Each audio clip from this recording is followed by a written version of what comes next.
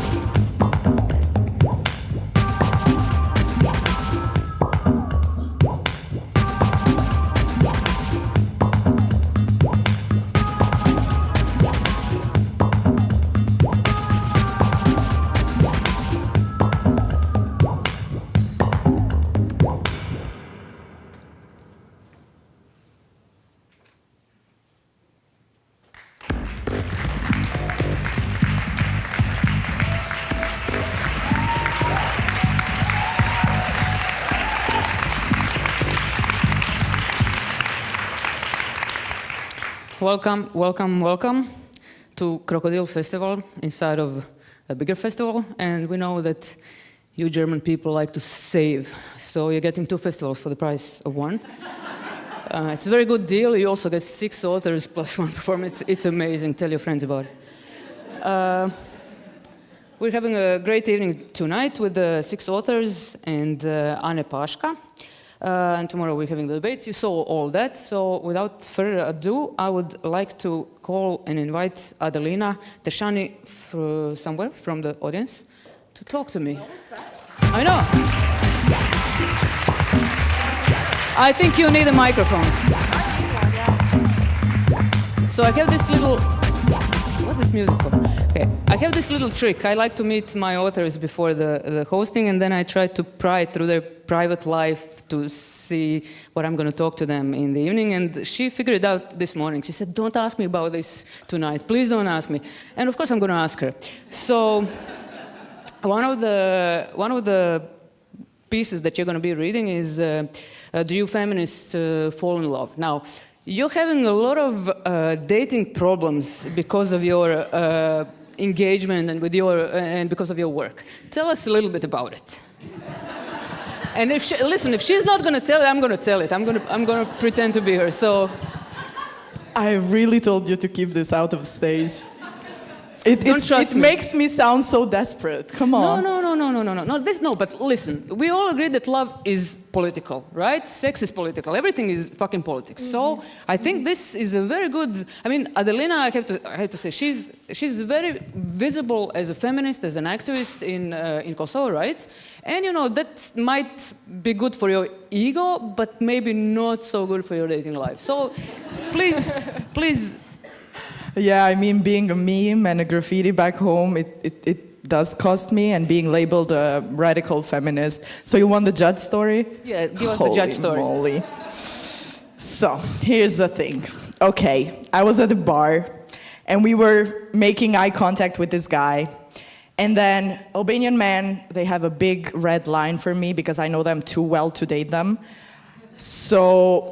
But this one had the balls to come forward and ask for my number, so I was like, okay, gotta give him a chance, you know? While we were texting... He was also hot, right? I mean, like... He was tall. And I was like, okay. And then we were exchanging whatever messages, and he texts so fast. You said it could have been AI. Yeah. It could have, but you know, I trusted him. I don't know why. I don't usually trust them by default. Anyways, he was texting very, very fast, which I liked. And I'm like, okay, let's go on a date. We are on a date in front of each other. I have a pet peeve, like the biggest pet peeve. It's people speaking slowly, like I'm not talking like volume slow, but like taking forever to make up their thoughts. I'm like, are you filtering what you want to say? Like, just fucking say it. And he's taking forever to say what he needs to say. And I'm like, okay, calm down. You have to get married someday, you know. Feminist. Says a feminist. Yeah, I know, right? I know. Like, I'm like, oh, I don't want to give up on my type just because I want to get married, you know? And then I'm like, no, at some point I was like, I exploded. And then I was like, but dude, like, you text faster than you speak. What is that? Like, I don't get it. Really, I didn't get it. And then he goes like, but you know, I Googled you. And now I know that you only write poems about shitty men.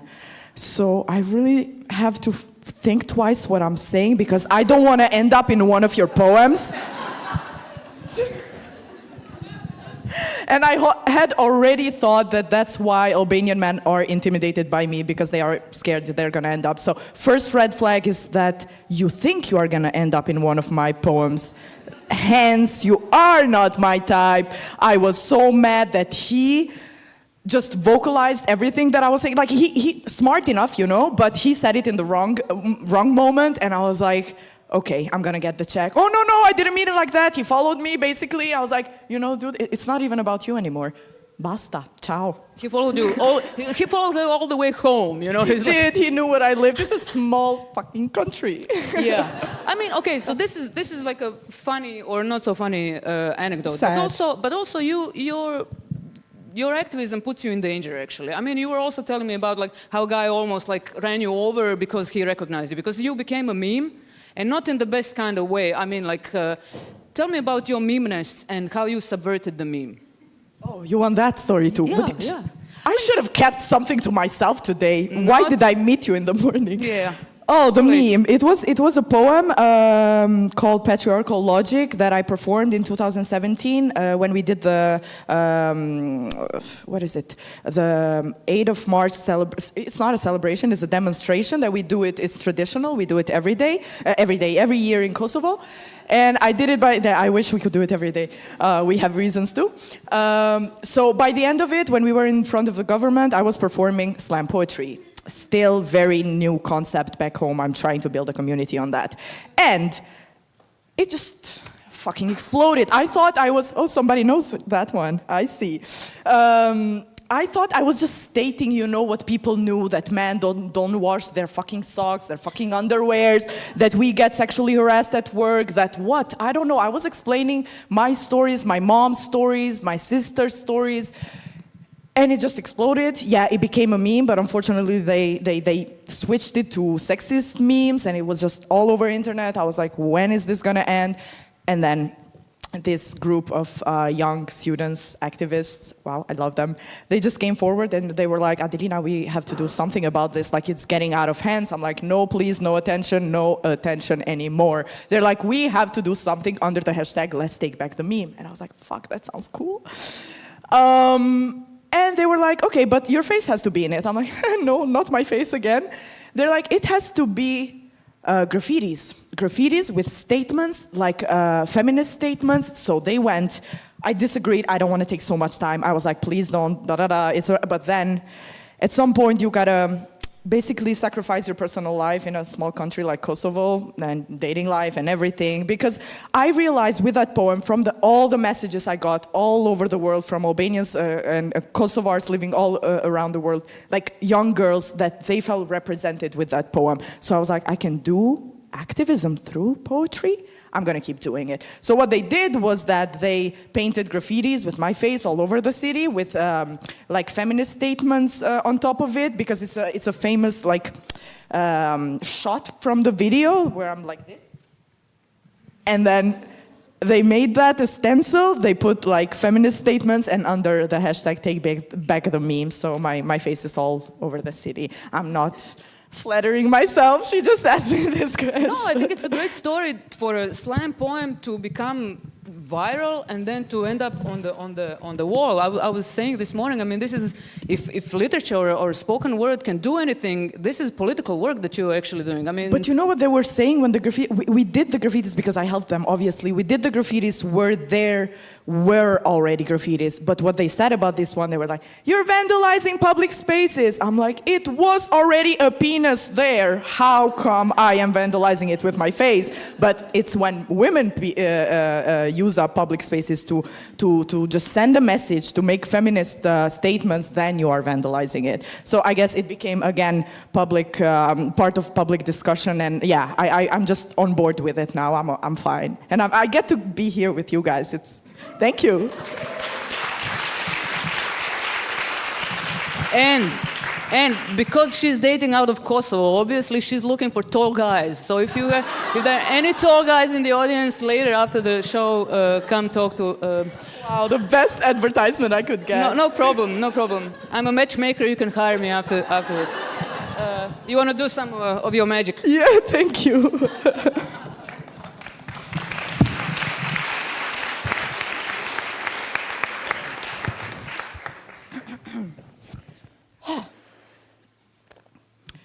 Do you feminists fall in love?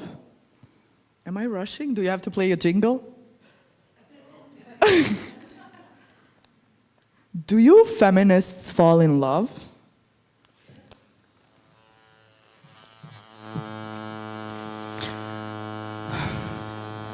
The mere formulation of the question determines the level of the conversation, the eventual response, its tone, the nerves it strikes in me, yes and no. Which feminists? Who, you feminists? How many feminists are you talking to now? Yes, I answer briefly.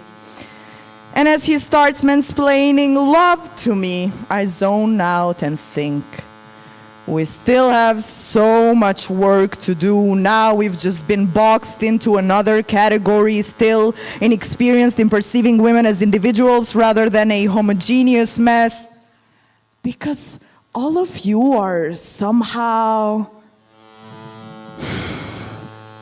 considering her a person. We need to create this collective experience somehow wilder, somehow radical. As his voice buzzes in my ears like a vibrator, I try to bring myself back. Here is your chance, Adeline. Help him, educate him, do your part in building this experience. I'm just saying to pay on the first. Ugh. I'm exhausted. I must choose my battles too sometimes. Should I save myself for a more severe version of his kind?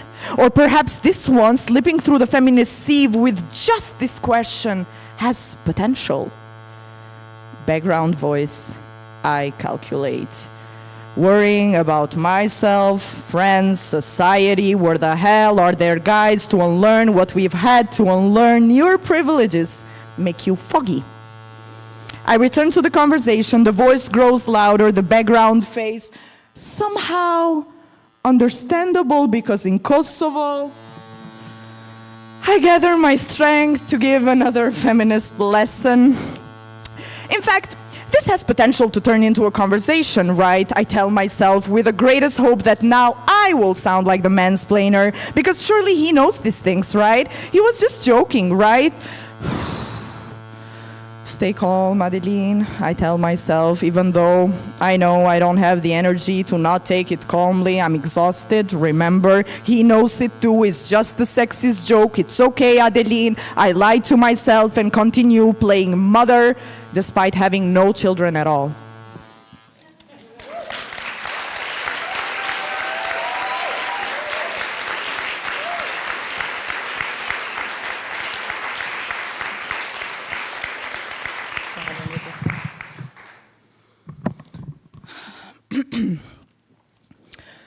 Traum patriarkale. Sa fëmijën në familje, 4. Qika djem, qika. Inshallah ju gëzon Zoti edhe me një vlla. Sa fëmijën në familje, 4. Qika djem, qika. Inshallah ju gëzon Zoti edhe me një vlla. Sa fëmijë në familje 4, çika djem çika, inshallah ju gëzon Zoti edhe me një vlla. Sa fëmijë në familje 4, çika djem çika, inshallah ju gëzon Zoti edhe me një vlla. Inshallah ju gëzon Zoti edhe me një vlla. Inshallah ju gëzon Zoti edhe me një vlla. Inshallah ju gëzon Zoti edhe me një vlla, edhe një vlla, edhe një vlla, edhe një vlla, vlla.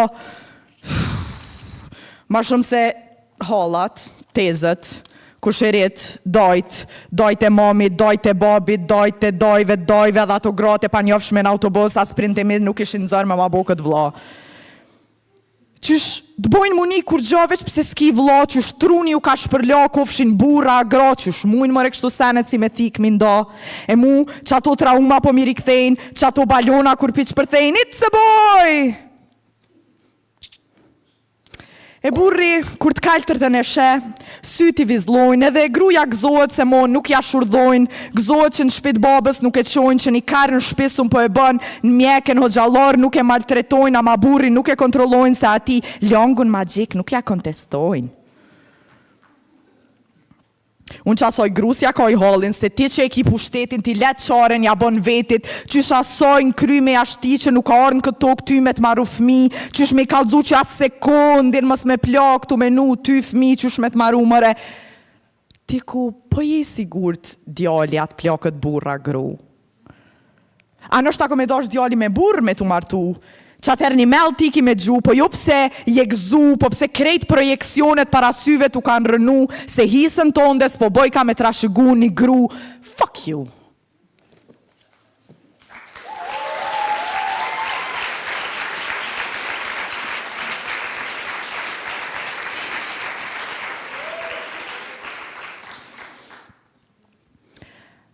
But I survived my father. Thinking they are these mysterious creatures, maybe wiser, maybe more fun, maybe more interesting, it's not a smart start. The silent treatment, the punch on the wall, lack of words, how they leave the table when they have no words should tell you all. It's not your fault, love, that PTSD hits you when your boyfriend is a resemblance of your father. We look for, we search for the familiar feelings, but they are not the same as the family ones. When you catch yourself resembling your mother, don't blame her. Take a step back. Rethink. Do I owe it to myself to survive another father? Leave. Try your best to leave. I know it's hard, but after some time, you'll be the resemblance your daughter actually wants to be, or you'll simply be free.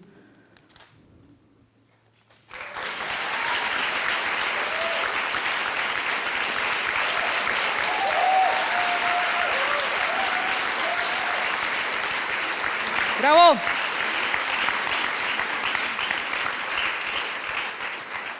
I asked Adelina what brand the vibrator was, and she said she's looking for sponsorship. So, any representatives from Fun Factory here, please come talk to her. Anyway, I would like to invite to this stage Lejla Kalamujić.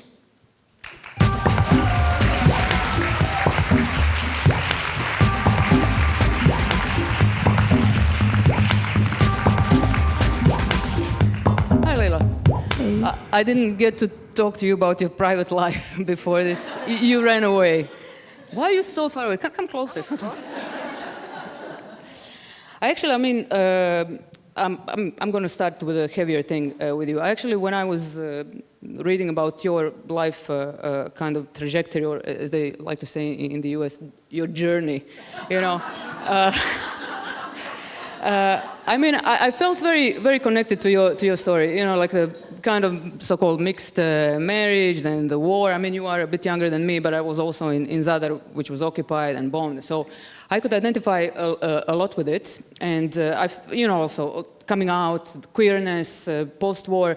So I know that when you're home in Bosnia, they like to ask you about your queer identity. When you're abroad, they like to ask you about your experience of war or whatever, mental health crisis or whatever. So how do you navigate these, this is kind of a meta question, right? So do you kind of try to resist this, trying to get you into a frame that is best for a certain context? I mean, do you push back, or do you just go with the questions? And I go with the flow. To be honest, yeah. But there are some exceptions. Last month I was also here in Berlin in LCB, and they, believe it or not, they wanted me to talk about queer literature and about that topics. But yes, but I'm used to it because I know that you know our countries, people are really fed up with all those stories about the war because it's their story and all other stories are similar, so they want something new. And I'm much older. I'm now 44. That's not really that old, I have to say. But when I appeared, in Bosnian literature, it was something new. So that's why they wanted, I suppose, why they wanted me to talk more about these topics. And now, when you cross the borders, you know what happened to us in 19th, and most of the people recognize us by those wars, and they want to hear your story more about it, and so. Yeah, I mean, but also I have to say, obviously we're not learning much from the wars because, it's still happening everywhere. I mean, I know when the pandemic started, I was very triggered. It felt like a war. And when the war in Ukraine, when the invasion of Ukraine started, it was a double whammy. And then the genocide in Gaza. I mean, this is happening. So what can, yeah. Yes, that's cool.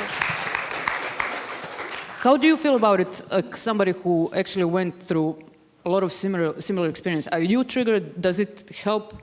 I mean, does it kind of validate almost, if I can say, your experience? What do you feel you can contribute with your experience as somebody who... To be honest, I'm not sure anymore, because so many times we heard this never again, and we see what happened in Ukraine, what is happening now in Gaza. So, yeah, but I don't see what is the alternative, just keep and go in that direction and talk about it. But yeah, I don't think that we can change big things globally, but we can we can somehow sharing our stories, we can, have impact for some other people. So it's maybe not a big deal, but I think in this moment, everything that we can do. Because last year I also worked for War Childhood Museum in Sarajevo, and it also put many efforts, but we are where we are.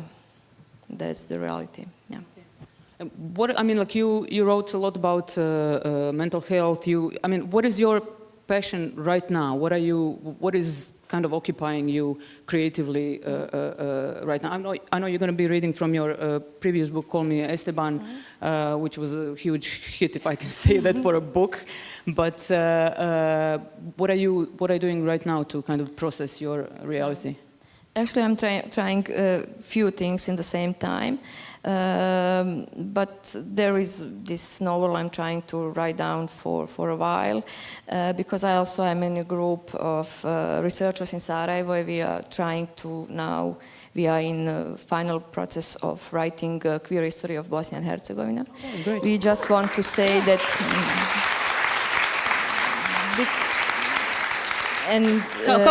How big is this book? Wow, it Can you give us some really names? Big. Because the thing is that, this common narrative in Bosnia, also in Western Balkans, it's all invented and came up from the West countries. We didn't have queers before. So we decided to show that we had and have queers in Bosnia.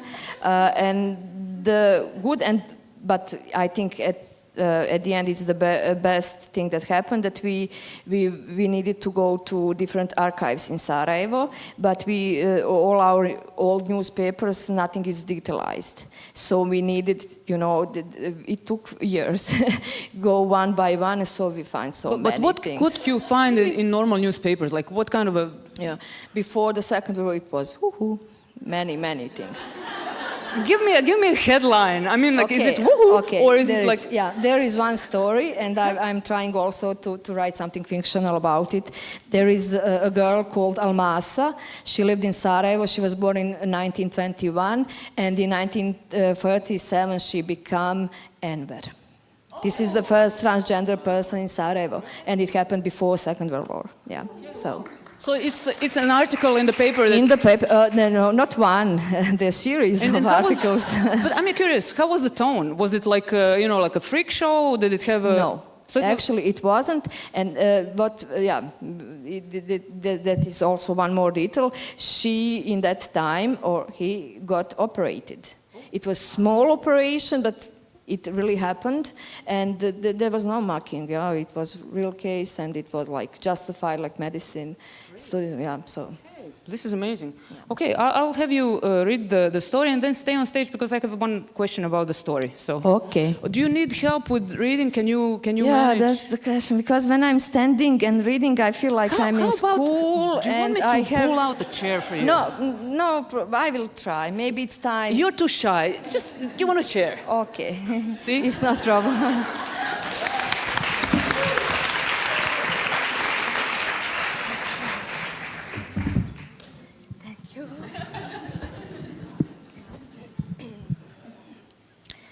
Zovite me Esteban.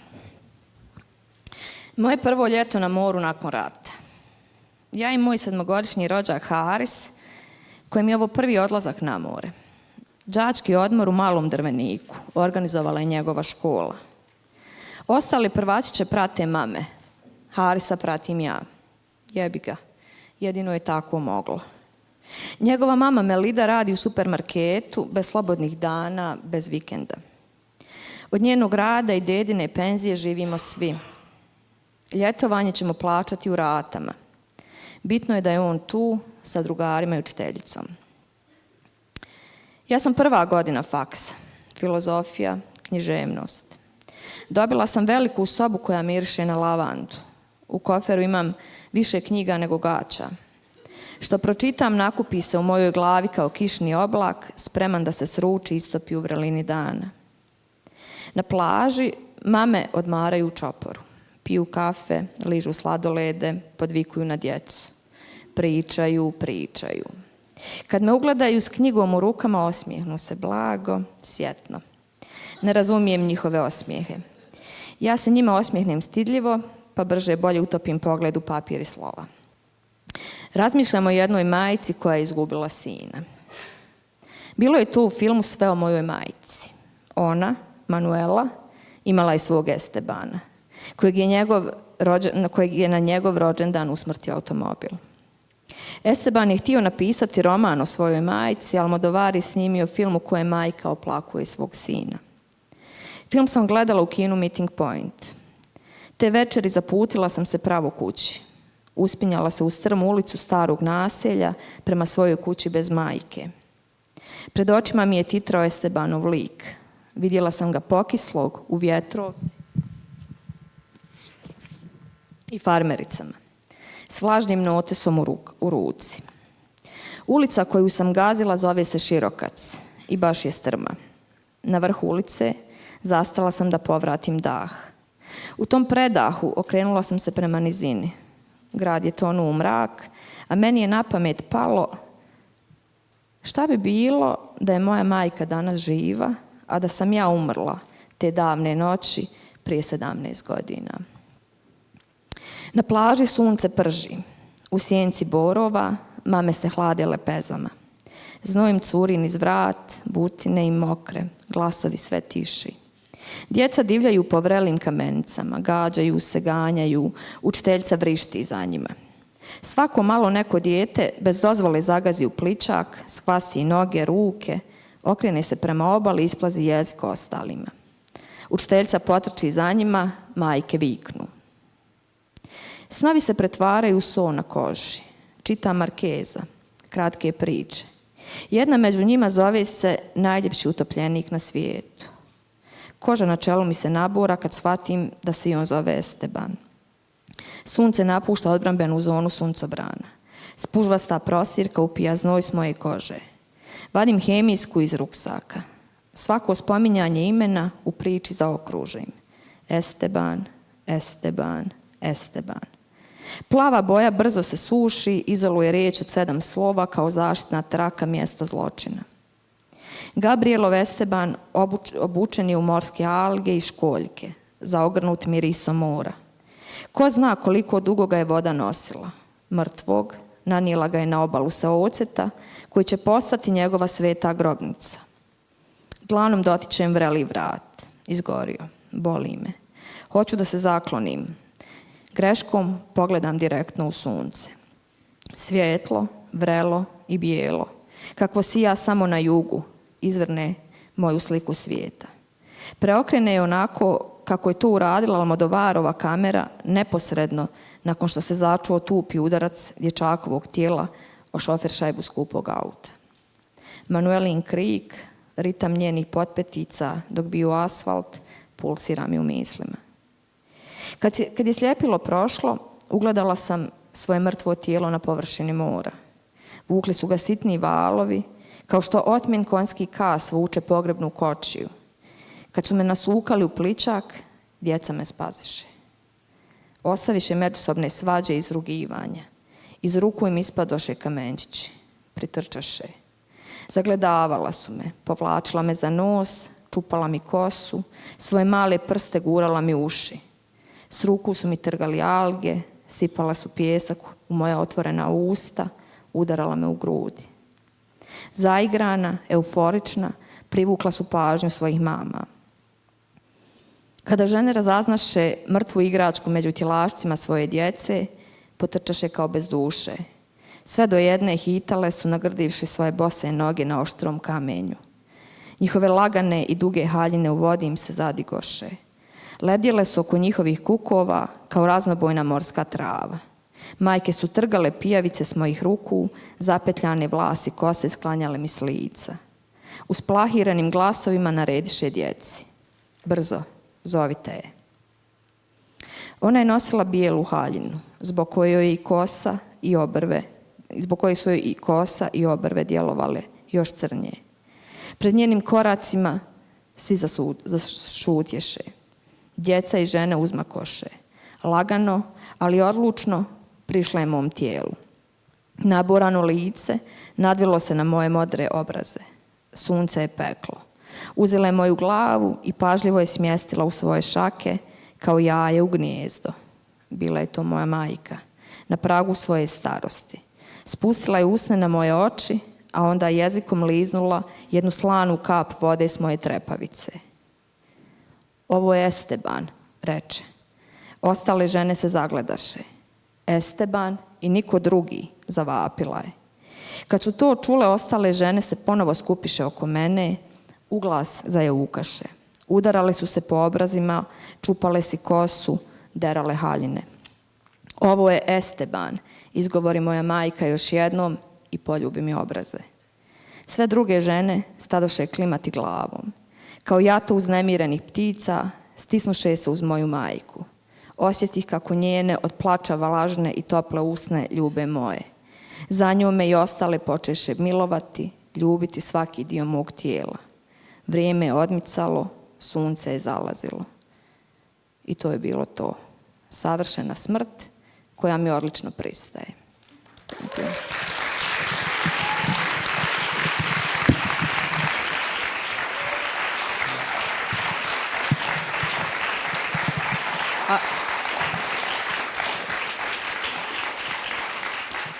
So what I noticed before I let you go, what I noticed between the translation and the original, there's certain kind of eroticism, this eros in the Bosnian version that is kind of, I don't know if it's lost in translation or deleted in translation. There's a kiss that's on the lips, and it's not in the English version. What do you say to that? No, I'm not criticizing. I'm asking a question. Do you notice this? And is it like a kind of a conscious decision? Do you collaborate with your translators ever? Do you kind of Yeah, we did, but yeah, now it's years ago. I cannot remember. We were in contact, but for this story, I don't remember why was the reason not to put it, because yeah, in Bosnian it is, and it is important for me. Yeah. Okay, so we will not get an answer to this question. Okay. Sorry about that. Thank you, Lejla.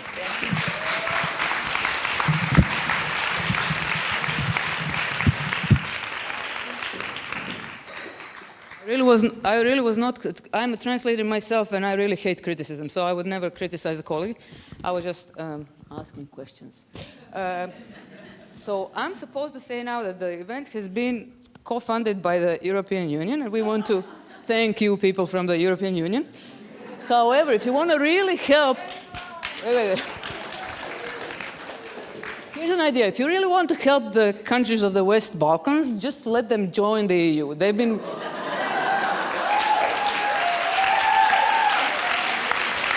waiting since 2003. It's a long time to wait to get married, as Adelina will tell you. Anyway, moving on, I would like to call Barbi Marković to the stage.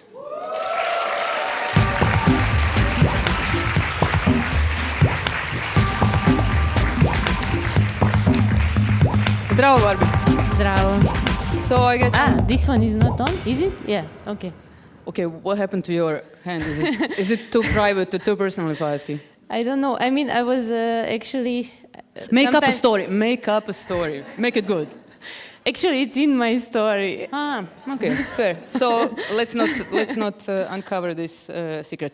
Yeah. So I have also not met you before, so this is our first time. So nice to meet you. Yeah, likewise. Let's see if you'll think that after this conversation. I think your kind of life story, or your like writerly journey is probably, I find it terribly fascinating, because you are now as a representative, so to speak, of Serbia, but actually you're more of a yes, is Austria no, but like, okay. It's showcasing talent. It was Austria and Serbia, like. Yes, but is Austria in the Western Balkans? I don't think so. Okay, yeah, I don't know. Yeah, some say it is. Yeah, but I see you more as an Austrian writer, because you live there, you write in German, you belong to literary circles. There's no, Yeah, I have noticed when I come to Belgrade to read, which is actually seldom nowadays, it says I'm from Austria, and when I'm reading in Austria, it mostly says I'm from Serbia. Maybe it's for the funding purposes, I think you know. Nobody likes me, actually. Yeah, but so you started, there was, your biography was probably there, but I think it's really interesting, because when you entered kind of German language territory, you entered with the remix of Thomas Bernhard. So you're kind of like, it was almost sacrilegious, because you were actually at first banned from playing with this. So you were actually entering the language and the literature from a kind of a DJ perspective, rather than somebody who's asking for permission. So if you want to tell me something about this kind of entrance and then how it came about, I find it really fascinating. Yeah, interesting enough. I was working actually at the publishing house in Belgrade. It was called Rende, and some of the people who are doing this KROKODIL festival used to be editors there, Vladimir Arsenijević, and so there was this one edition, that was about pop literature, and there were some books that were, there was also one German book, it was, I think, Benjamin von Stuckrad-Barre, and they were all they were named remix or somehow, and I was I was searching for this kind of a book that's actually trying to imitate this, this thing they do in the music when they're remixing. So that was my way of trying that. And also it was a false translation because I was also studying German language and I was always wondering like how it would be to just always take the word that's not, like, because every time you're translated you can have more of the words who could be we do. Oh my God, I could have done this in German. Yeah, sorry. But then I couldn't do it. But I'm yeah, sorry. but there are like it depends on context which translation word you will take. So I was always dreaming and telling everybody one day I will make this false translation that will still tell a story and be interesting. So that was that, and then also. I was studying German literature and I knew it's cool to break rules, and it was this copyright problem era where like this DJ Danger Mouse got sued by Beatles and Jay-Z for his Grey album. So these three things were my reason for doing it. And yeah, I didn't think a lot about Thomas Bernhard when I was doing. I didn't care. I just he was dead probably at the time. He was there, yeah, and he that helps. Yeah, but so you have this kind of migrating into the language, already writing in the language, being part of the scene. So but that one I wrote in Serbian. Yeah, so, no. It was translated, but right now you live in Vienna. You're also part of the circles there. So you're kind of you have a migration story, but it's also I see it almost like Alexander Hammond. You go there, you know the language a little bit later. You're not a native speaker. How does this change your? I mean, I remember talking to him once, and he was telling me how an expression in our languages, when it's translated into English, and he was translating from our language, it becomes kind of this estrangement kind of thing. Do you feel that your mixing these two languages also does something, create some new kind of tonality maybe, or? I think it does, and I think I'm allowing myself more and more to do that because in this one book, Die verschissene Zeit, I don't know how to translate it in English. Something with shit. No? Yeah, shitty times, I don't know. I actually had this problem because I wanted to have these long long monologues of swear words that children are speaking, and I was in front of this translational problem. Like there was no equivalence in German, so I just really translated them word for word, and that was actually hilarious. Can you recite some of that? I don't know it by heart, but there is like. Irgendwas in die geschissene Steckdose. I don't know. So yeah, Urtičnica. I don't know. Okay. They're really good there ones. Who can help you? Okay. Yeah. So I don't know. I thought, okay, maybe for this book I really need to translate this kind of dizelaški language, this kind of, I don't know. This street eloquence. Yeah, so I don't know. It worked, and since then I'm doing it more, and I'm like, now, okay, this is my style. But this is not everything, of course. But of course. You can do it. Yeah. Okay. Let me ask you one more question. I think it's so you have this book. Before the last one, Super Heroines, right? And you have this story of it's basically, I mean, of course, I don't want to reduce whatever it is to one thing, but I listened to one of your interviews, and you said that you threw in the motif of kind of superpowers because you wanted to seduce people into the class kind of discourse. I mean, like criticism that maybe doesn't sell so well. Yes, approximately. I was like telling this sad story about poor people. Yeah, and who wants to read that? Yeah. So, but I want people when they read. I don't want to to pity those characters. I want them to want to be these characters. So that's why I did it. Yeah. Okay. You want to read I also need a chair. I have just one hand. One chair coming But there up. is, I could, okay. This is the whole concept of KROKODIL Festival is now. Thank you. Do you need anything else? Can I have a glass of wine? No, I'm joking.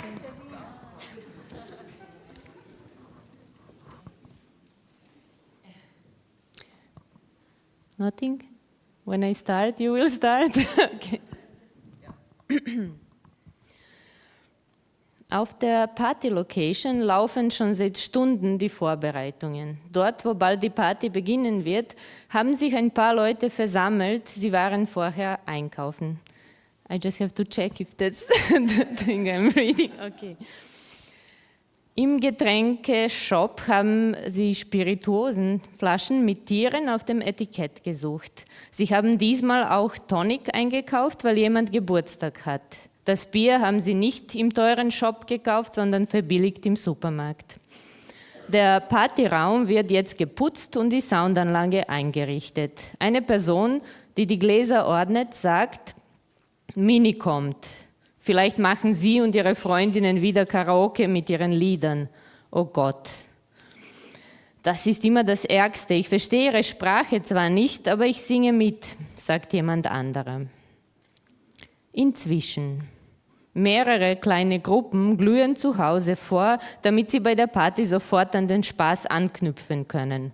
Mini und Miki haben alles erledigt, jetzt sitzen sie schon brav auf ihren Straßenbahnsitzplätzen und freuen sich auf die gute Unterhaltung. Sie kommen viel zu früh an. Die erste Stunde ist eine Qual, nur wenige Menschen stehen hölzern herum. Mini versucht, einem Gespräch zuzuhören, indem jemandem anderen erklärt, wie man die Räume am einfachsten abmessen könnte, damit man diesen Abend später im VR-Chat rekonstruieren kann. Das wäre so cool, sagt Mini.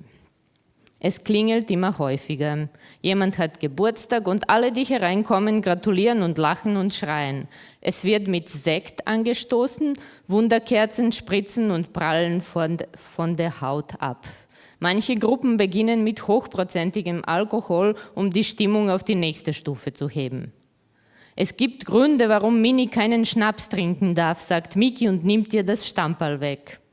Die Freundinnen von Mini und Miki sind verstört, sie wissen nicht genau, welche Gründe das sind, ihnen fallen keine ein, also sagen manche, komm schon Miki, sei nicht so ein Macho, lass Mini tun, was Mini tun will. Jetzt ist Miki ein wenig verzweifelt, weil er tatsächlich Angst vor den Konsequenzen hat und er wendet sich an Mini, sie soll selbst sagen, wie die Dinge stehen und dass sie lieber keinen Schnaps trinken soll, aber sie tut das nicht, im Gegenteil. Sie sagt, einen trinke ich schon. Miki zieht sich zurück und hofft, dass Mini diesmal nicht durchdreht. Er hasst Partys. So vieles geht immer schief. Menschen reden pausenlos, sie sagen, was auch immer ihnen einfällt und dabei passieren hunderte unbeabsichtigte Kränkungen, die die Betroffenen manchmal nicht gleich fühlen, aber dann trotzdem nach Hause mitnehmen für immer. Niemand versteht irgendwas akustisch, aber auch sonst. Es sind hektische, geschrieene Halbsätze ohne Kontext. Jetzt kommen die Sätze, aber die muss ich überspringen. Miki ist gestresst, weil er nichts falsch machen will. Er will weder zu viel noch zu wenig trinken und er will nicht der gleichen Person dreimal erzählen, dass Humor unterschätzt wird, nicht schon wieder. Er will sich mit Unbekannten unterhalten, aber er will sich keine dieser Personen einfangen, die ihm dann bis zum Ende des Abends im Nacken sitzen. Er will nicht mit Leuten über gemeinsame Bekannte reden und dann ins Lästern abrutschen und seine Theorien darüber ausbreiten, warum jemand wie ist, um sich am nächsten Tag daran zu erinnern und für diesen Unsinn zu hassen. Diese Rechenleistung ist überwältigend für einen Menschen wie Miki. Rede ich gerade mit einer netten Person oder ist es eine verrückte Person oder bin ich die verrückte Person? Und über Mini möchte er gar nicht erst nachdenken. Ha, ha, ha! Jetzt hat Miki zu heftig gelacht. Jemand wiederholt einen Joke zum 3. Mal. Sorry, erst jetzt kapiert, als hätte ich ADHS, sagt Miki, dabei kränkt er einige Menschen in Reichweite. Und später wird er an diesen Satz denken und sich schlecht fühlen. Später. Miki versucht zu tanzen, aber das sieht nicht gut aus. Dann hört er auf zu tanzen, aber alle anderen sind auf der Tanzfläche und er ist hinten allein. Wenn er schon nicht tanzt, geht er zum Computer und übernimmt die Playlist. Die ersten 2 Lieder kommen gut an, aber dann driftet er zu sehr in seine persönliche Geschmackswelt ab und killt den Partygeist. Alle teilen sich in der Wohnung auf, sitzen in den Separés und auf verschiedenen Tischen.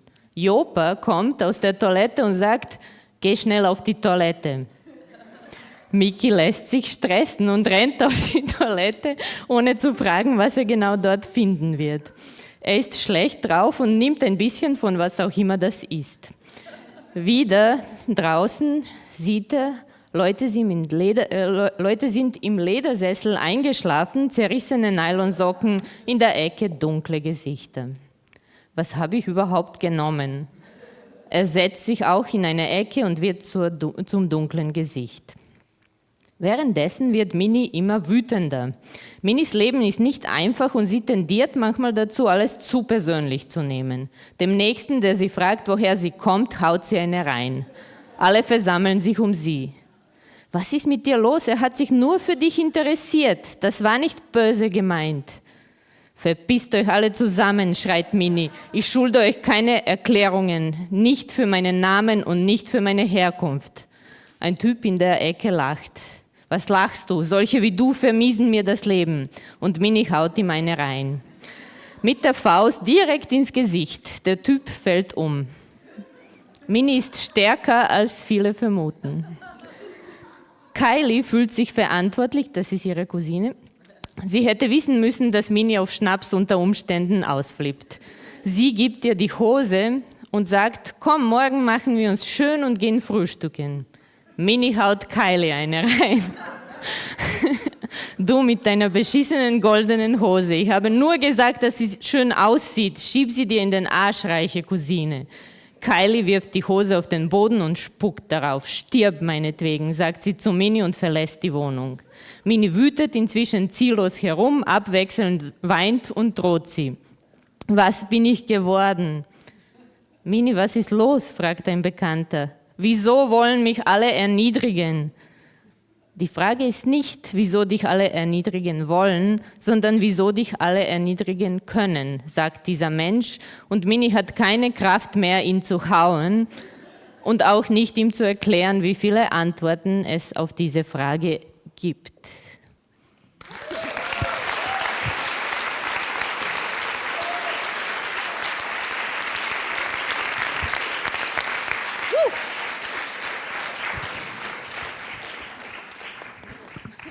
Somebody put this chair back. But listen, Barbi, I don't believe you because you look like you're right-handed. I don't think you were punching anybody with the left. I have another answer. I was writing too hard. Yeah, she was writing too hard. Okay, that sounds convincing. Okay, so there's one thing about KROKODIL. Nobody put this chair back. I mean, we might need it, true. Smart people in the first row. Everybody from the festival. So there's one thing about the KROKODIL festival. We always, I mean, when I say we, I mean them. They always have really good musicians who are also, you know, like, okay, who are also great people. But I wanted to say they're connected to kind of literary field. And our next guest here, Ane Paška. Pag is an island in Croatia. Paška is, I would say, Ane from Pag. They call her performances therapeutic.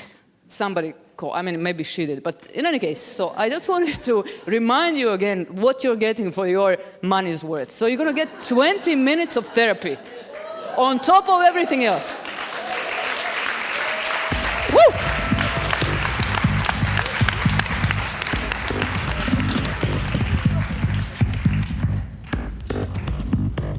Bravo! Jesam.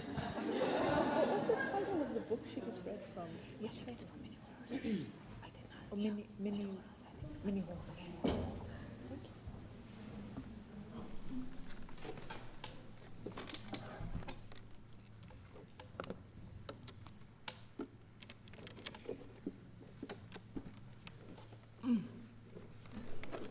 Big. I borrowed this accordion, so good evening. It's really my pleasure to be here, first time in Berlin.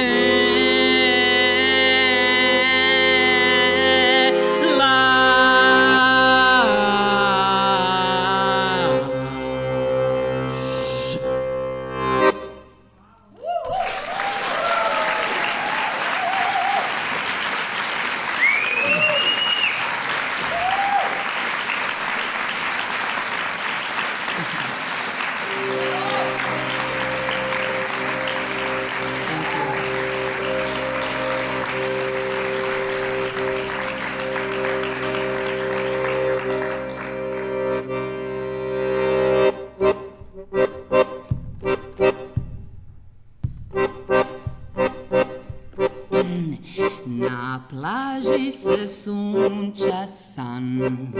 Ja mu priđem i kažem dobar dan, jesi li sam?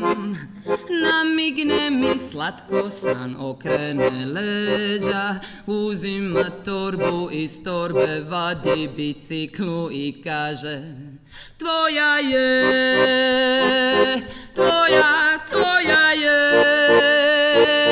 tvoja je, tvoja, tvoja je. Ja vriznem u plać, sreća zabi se u srce ko mač. Uzmem biciklu, odvidam uši, u more ih bacim i riknem džihad, džihad.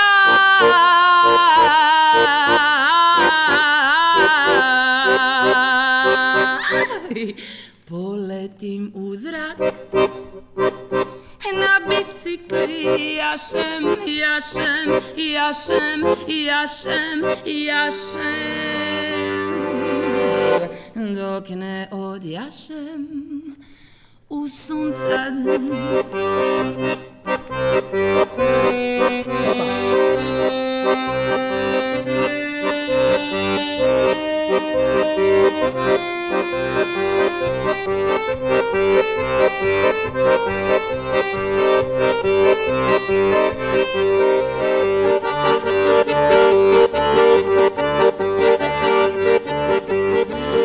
Kad sam došla na suncad, ja sam pitala njega je li ti teško, šta goriš, treba li ti posebna njega. Kaže meni suncad ne, ne, ne, ne, ne, ne, ne, ne,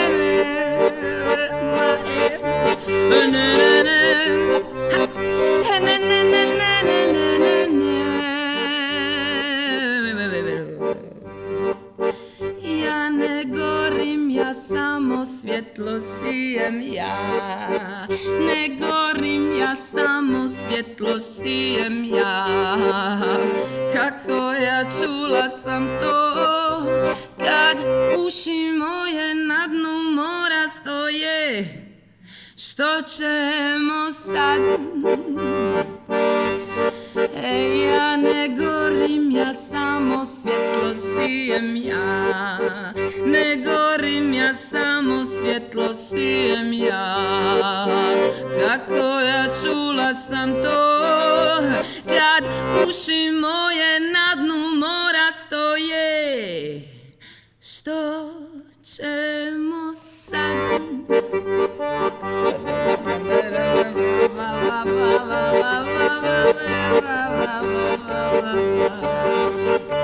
A onda kaže meni suncac, svjetlo se ušima ne sluša, svjetlo se upija solarnim pleksusom, zato ti se smije duša, da da da, da da da da da da da.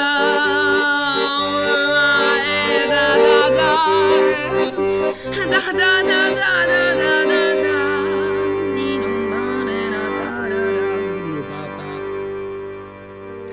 I tako meni suncad tajnu dalo, grli me jako, kaže da mu je stalo. Bicikla me gleda i misli jahat, jahat. Hoćemo li na Mars, Jupiter, Veneru?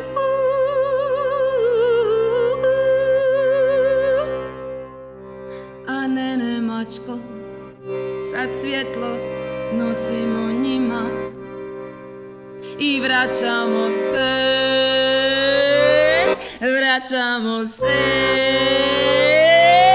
na zemljadu.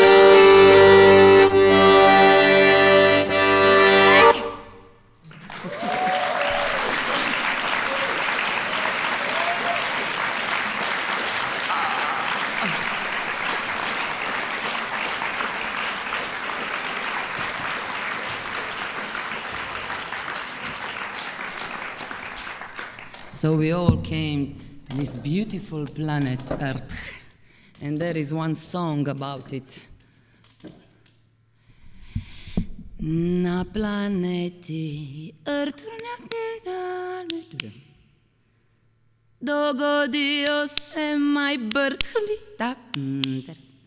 Rodila sam se kao human woman, puna joy. Život je joy sometimes na planeti Earth. Kad sam bila child, bila sam jako wild. Htjela sam jednu stvar, bila je to mala gitar na planeti Earth. Sadim svoj muzički vrt, tamo, u njemu doživim svoj brt. Na planeti, na planeti, na planeti.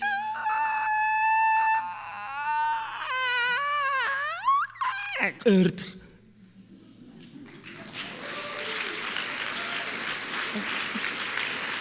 Oh, dum. Welcome to planet Earth.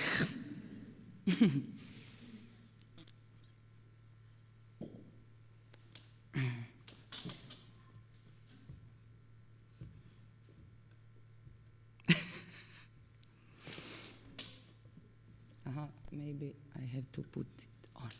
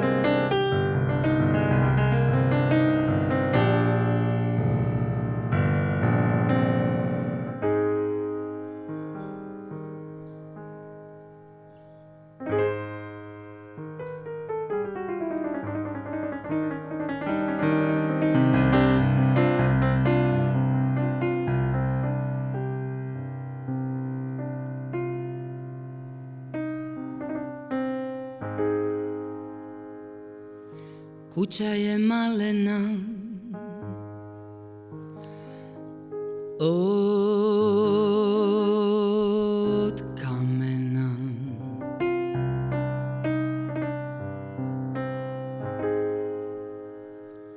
Okolo nje nema ničeg osim puno mora i jednog stabla.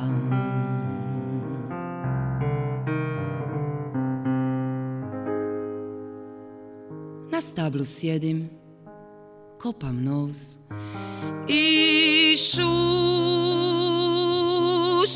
i čekam, klizim, pa malo zaspem, zapjevušim, padnem pa se dignem.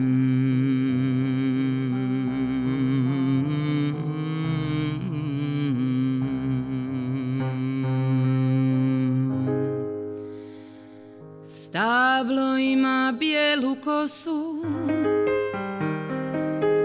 stablo ima plave ruke, stablo ima narančasto srce, stablo ima zelene oči, posebne moći, ona je moj brod. Po kopnu me vozi i kaže unutra uđi, zatvori oči i daj da te vodim u daljine ispred kojih stojiš i čekaš i čekaš i čekaš i čekaš. Zagrljaj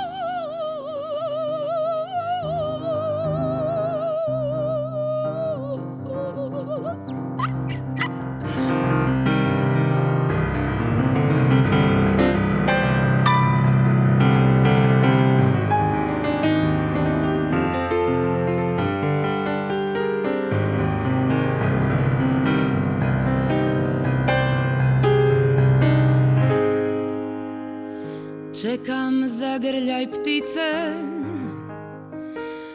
čekam, zagrljaj ptice, čekam, zagrljaj ptice, jer moje ruke vezane u čvor i jedino ptica može, ona može što nitko drugi ne može, ona može što nitko drugi ne može, ona može iz moje kože izliti sve boje, ona može iz mene rasuti sve moje, ona može, ona može, ona može od mene stvoriti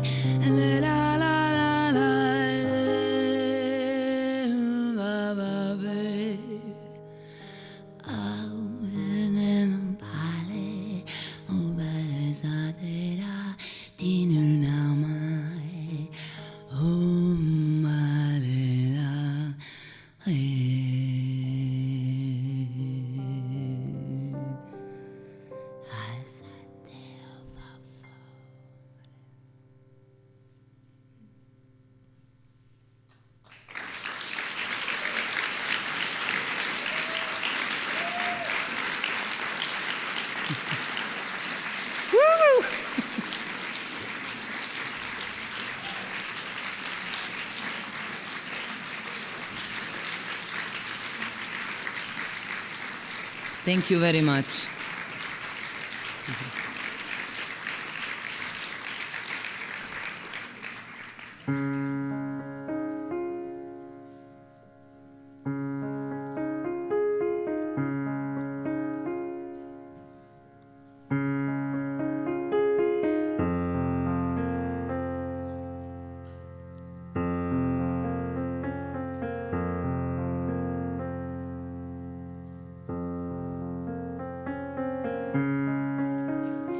Ljeto obično nosim kao naušnice. Te naušnice sviraju.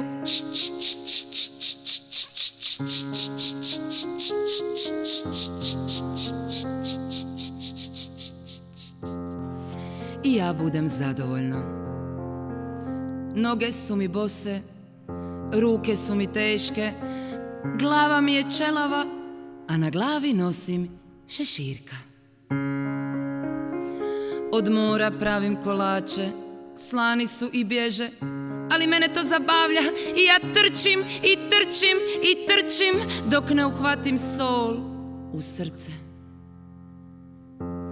Onda legnem na cestu i prospem se kao perje. Ne mislim ništa, ali osjećam puno toga. Pomirišem užareni asfalt i ispod stabla smokve ugledam svoju bicikletu. Dignem se, popijem cijeđeni sok od jučer i kažem mami i tati, ja idem na put i ne znam kad ću se vratit.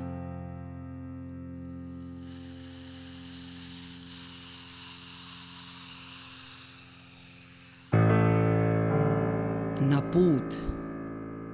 Kakav put, čeri? Ja idem na put biciklom prema jugu. Ne znam da li ću se vratit za 2 tjedna, 2 mjeseca, 2 godine ili 20 godina. Znam samo jednu stvar, vratit ću se zdrava.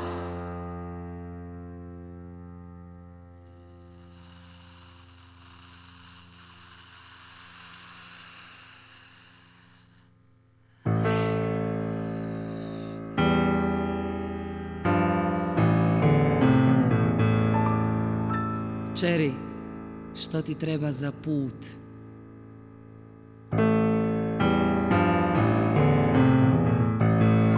Čeri, što ti treba za put?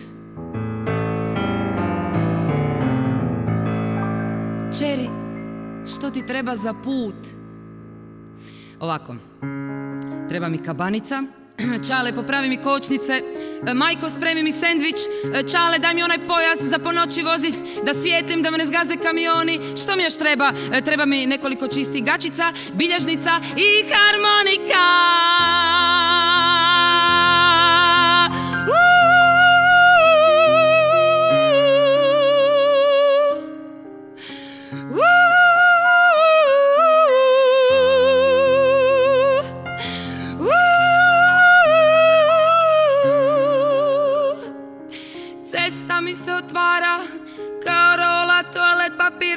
Al ne puca u meni, nego se spaja, jer ovaj put idem do kraja, ovaj put idem do beskraja, Čale, do beskraja, Čale.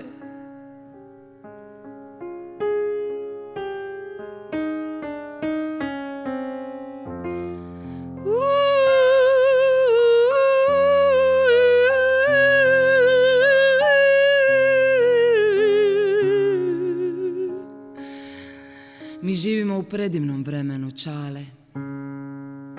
Mi živimo u teškom vremenu, Čale. Ali ipak, mi živimo u predivnom vremenu. Samo koliko je potrebno proći tih ratova, ratova, ratova, ratova, ratova, ratova, ratova, ratova, ratova, ratova, ratova, ratova, ratova. I pored svih njih brojnih i moćnih ratova, ratova, ratova, ratova, ratova, ratova, ratova, ratova, ratova.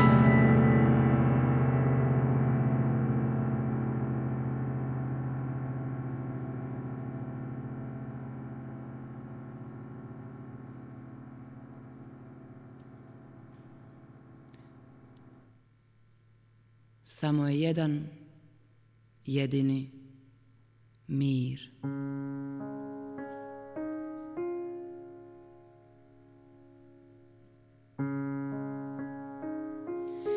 Ne postoji množina od riječi mir.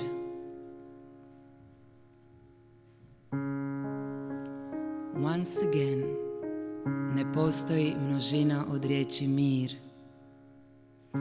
A u školama nas uče, svjedočimo samo povijesti ratova, ratova, ratova, ratova.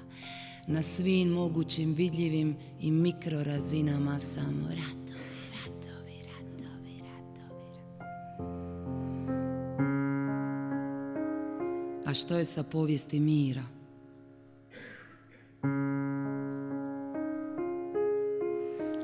Ta povijest zapisana je na drugačijem mjestu.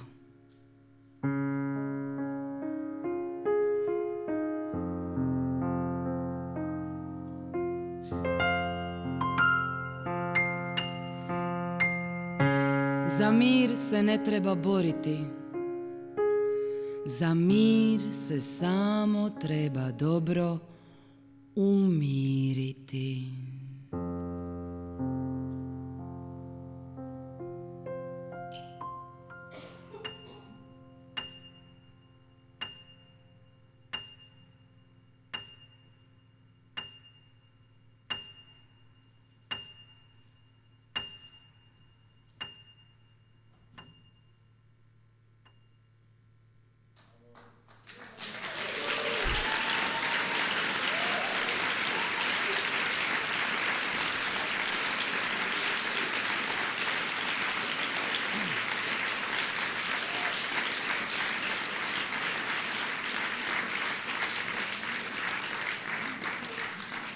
Thank you very much. And the last song from me on this evening is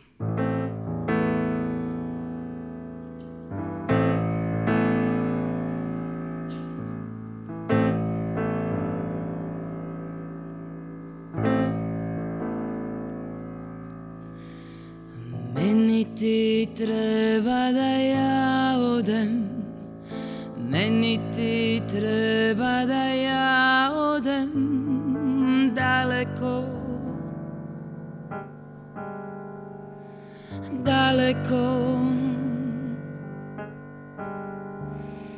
Meni ti treba da ja odem, meni ti treba da ja odem daleko,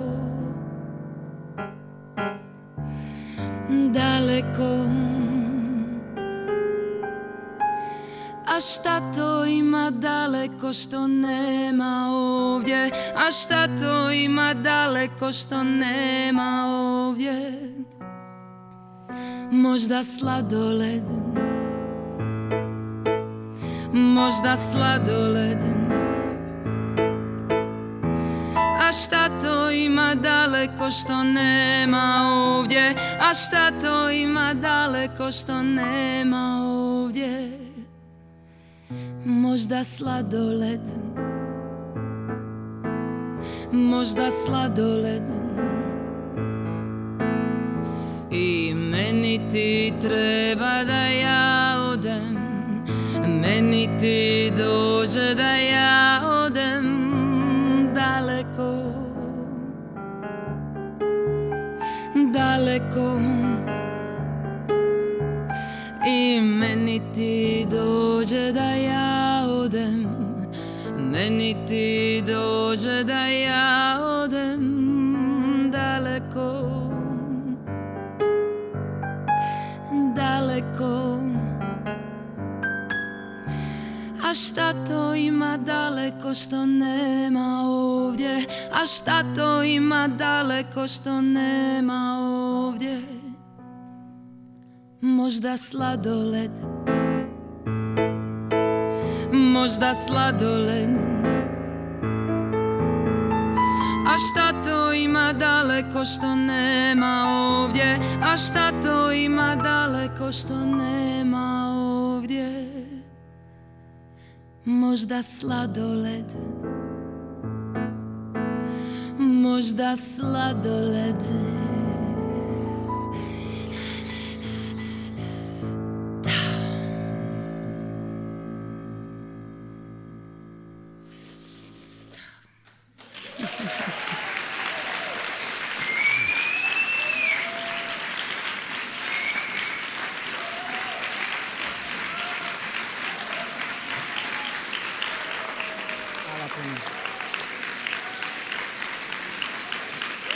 Thank you very much.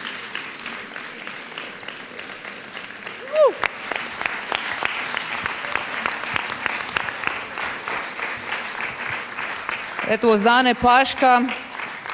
I don't know about you guys, but I really loved how bicycles featured really prominently in her songs, and I can see a career for her in Berlin. If she ever wants to go far away. Anyway, here's a little intermezzo. I would like to invite to the stage Mila Berić and Frauke Zebas to tell us about the debates tomorrow. Mila, only you, Frauke. Yeah.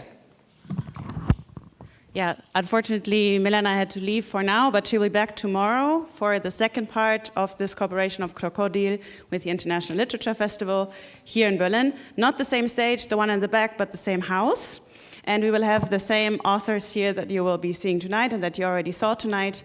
And we will ask them how it is to be a female author in the Balkans. I'm kidding, obviously. So I hope you got that. No, but okay, we will have two panel discussions about words in the female gender, in those languages that have gender, that are too often read from a male perspective. We already had a couple of those today on the stage in the literature that we saw. The first panel, which will be moderated by Milena, will be about revolution and democracy. And the second panel will be moderated by me and will be about culture and participation. And I want to invite all of you to come back here tomorrow at 6 p.m. Yes. Hi, Defra.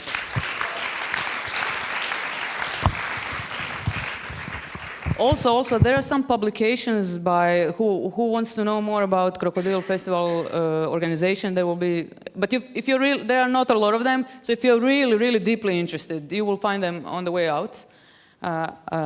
Organizers asked me to say this. Anyway, moving on. Our next guest is Diana Çuli from Albania. Please, Diana.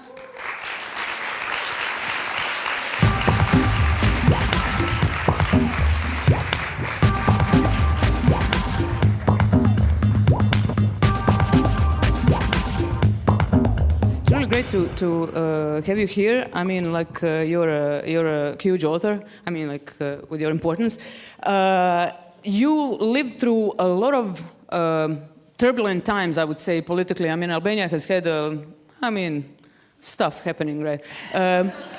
So, as a writer writing in a totalitarian kind of system, how did you navigate these things as a woman? And I mean, like with particular topics, how did you code your topics? I mean, was there coding? How are you kind of living as a writer in this system? I mean, you can be as I will stop you if you go too wide.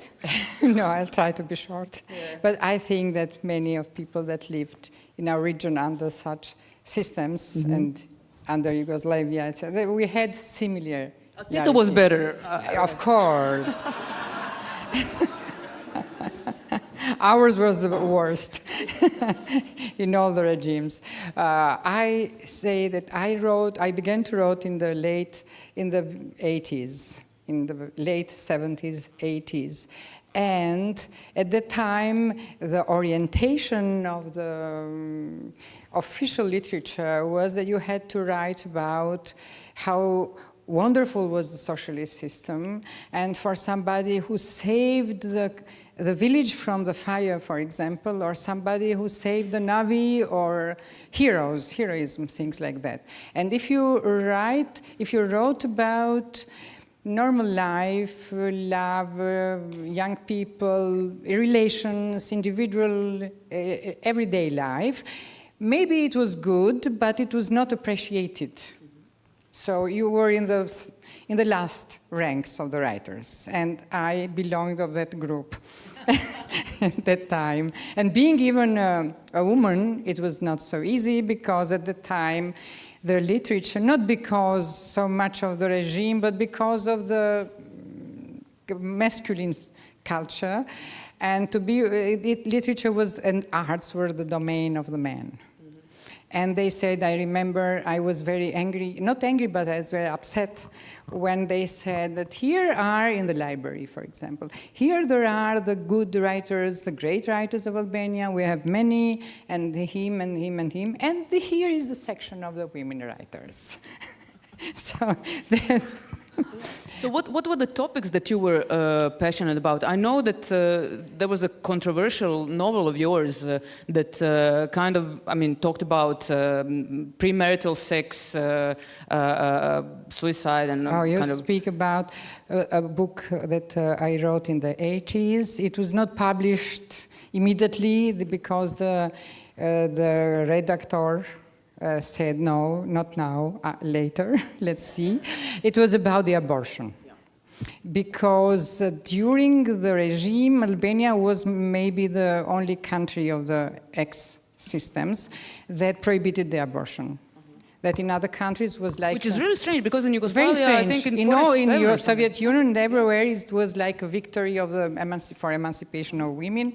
But ours interpreted even the Marxism in their manner.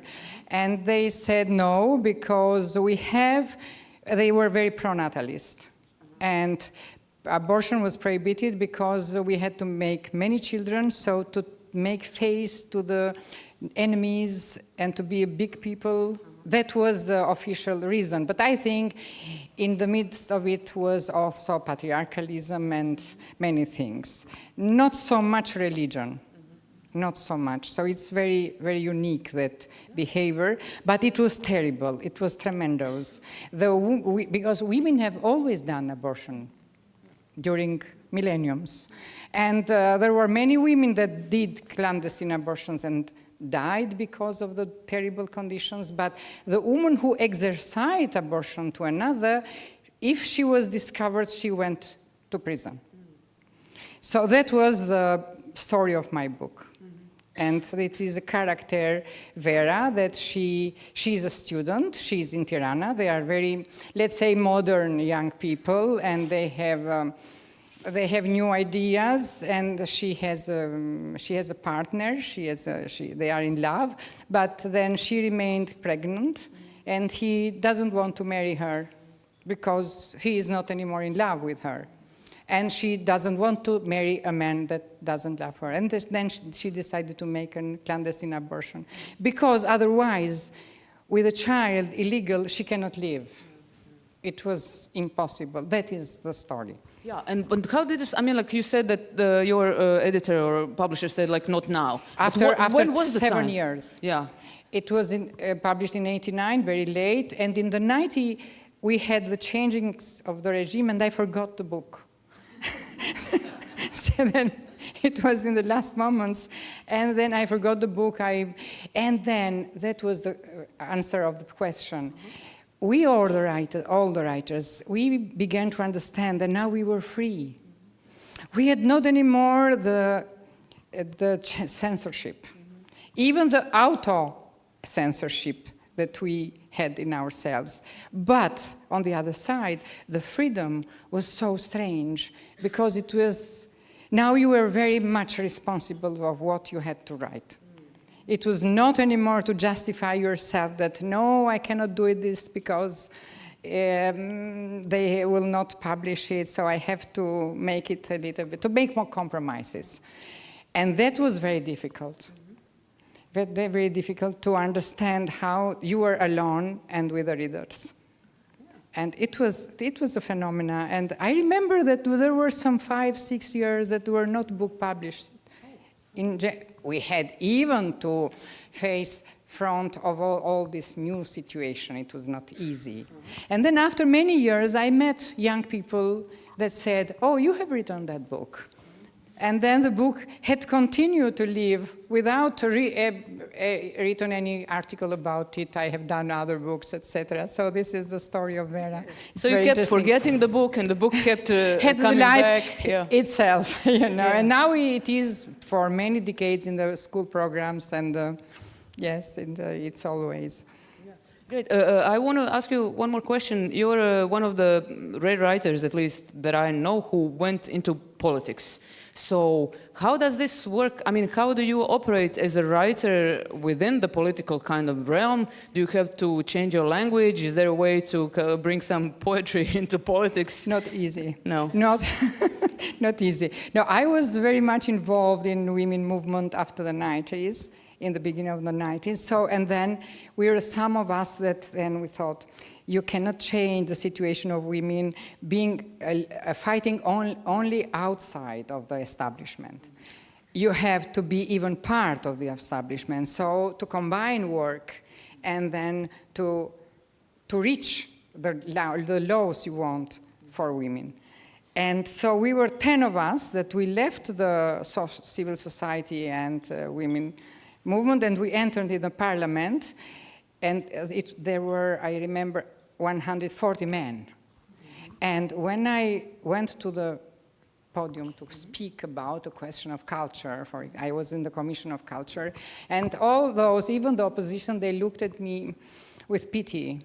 The writer, what she says, because literature, culture is something, not politics. So, and they were very tolerant with me, even if I was eager, because they did not take me seriously.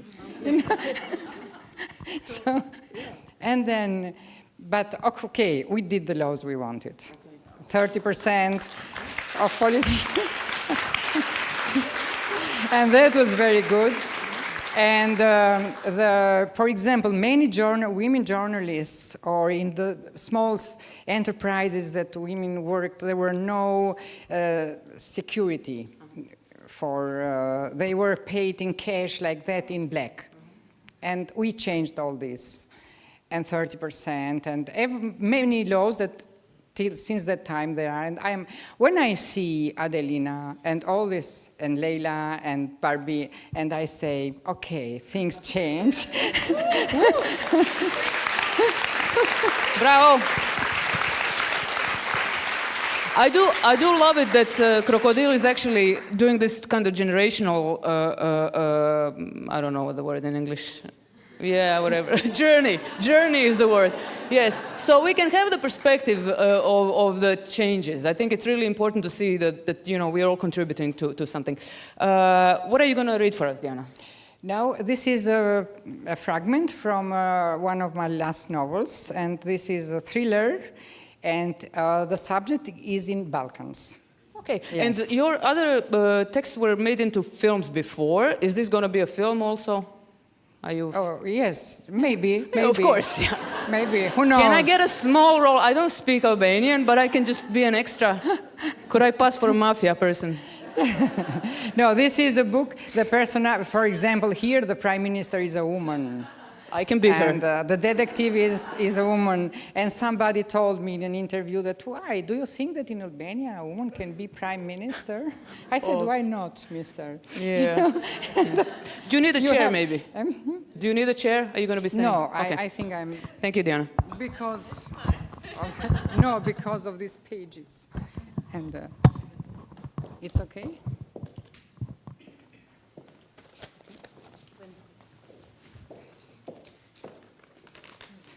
I'll read it in Albanian, but you will see in English. It is okay with the sound? Begin? Okay. Ura e Meriqit, që padyshim ngrihej mbi lumin Meriq në Edirne, kishte filluar të ndërtohej gjatë periudhës otomane, kur sundonte Sultan Mehmeti II. Ishte i gjatë 263 metra dhe kishte 12 harqe. Shfaqjeje rënde forte patundshme, me gur të lëmuar nga uji e harkuar lehtazi për mbi lumin e gjerë që rrithte madhërisht poshtë saj. Natën, e ndriçuar nga projektor të zhshumtë që kryqëzonin fashat e dritës në përqiell e përsipër saj, ashtu e përndritur, dukej sikur qëndronte në ajër si një hark diellor mes sfondit të errët. Pranë saj, në një shesh të madh, ishte vendosur një skenë lartë dhe e gjerë, ku ngjitën autoritetet dhe prej ku kryetari i bashkisë së qytetit ju uroi mirëseardhjen miqve nga Ballkani dhe Europa.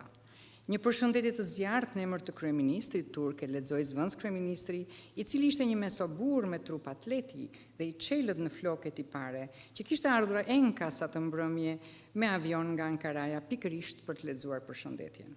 Pastaj autoritetet zbritën dhe filloi koncerti, që u hap nga grupi turk i këngëve dhe valleve si vend pritës që ishte. Pastaj vazhdoi grupi shqiptar me që fillonte me A. Pastaj bullgare kështu me radhë derisa mbaruan të gjitha grupet dhe njerëzit duartrokitën me gëzim dhe me thirrje. Kur u pëlqente shumë këngëtari ose kur vallet apo melodia ngjante me atë të grupit paraardhës. Pas mbarimit të koncertit, të gjithë të pranishmit që ishin me qindra, u ftuan të ndiqnin një projektim 3D mbi ur, i cili do të jepte në mënyrë simbolike me drita, ngjyra dhe muzikë historinë e asaj ure. Njerëzit u kthyen të gjithë nga ura në pritje të projektimit, u shuan dritat dhe befas mbizotroi një heshtje e thellë ku nuk piktinte njeri. Në largësi, vetëtinin 4 minaret e Selimijes si 4 raketa gati për të shpuar qiellin e zgjidhet pa kuptueshëm.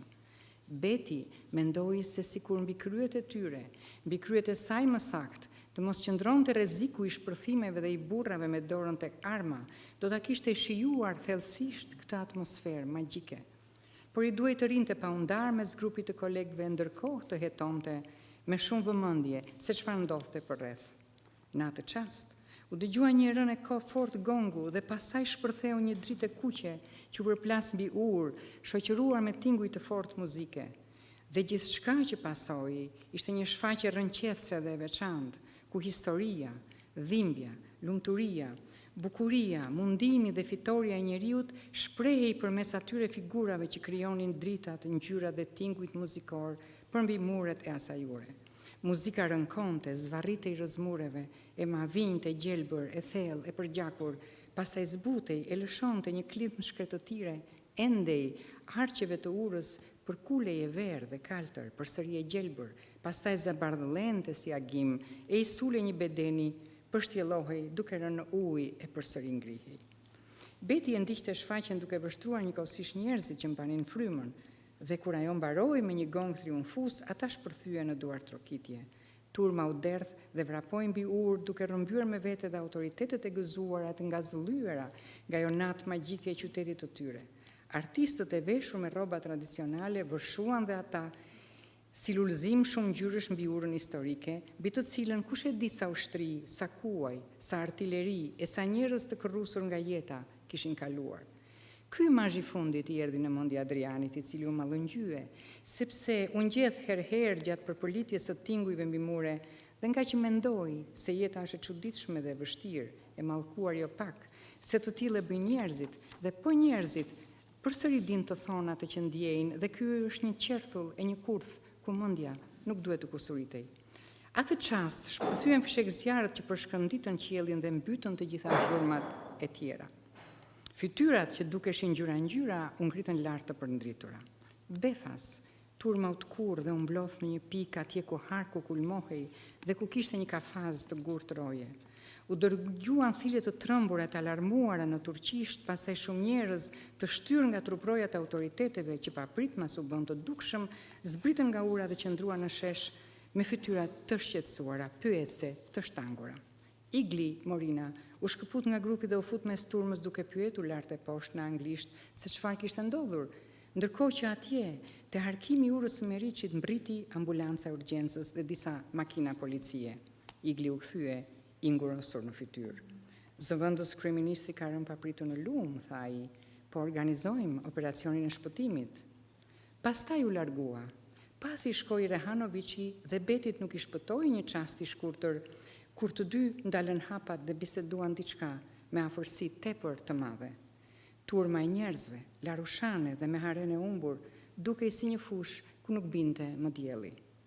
Beti ndjeu telefonin t'i binte në çantë. E nxori si është kujdesur, u shmang pak që ekrani i tij të mos shihej nga të tjerët dhe hapi mesazhin që erdhi nga një private number. Largoni sa më parë prej andej. Faleminderit, thank you.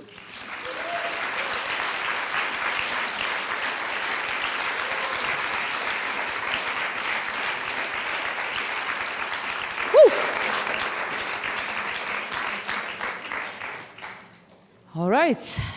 Coming from Montenegro is Barbara Delać.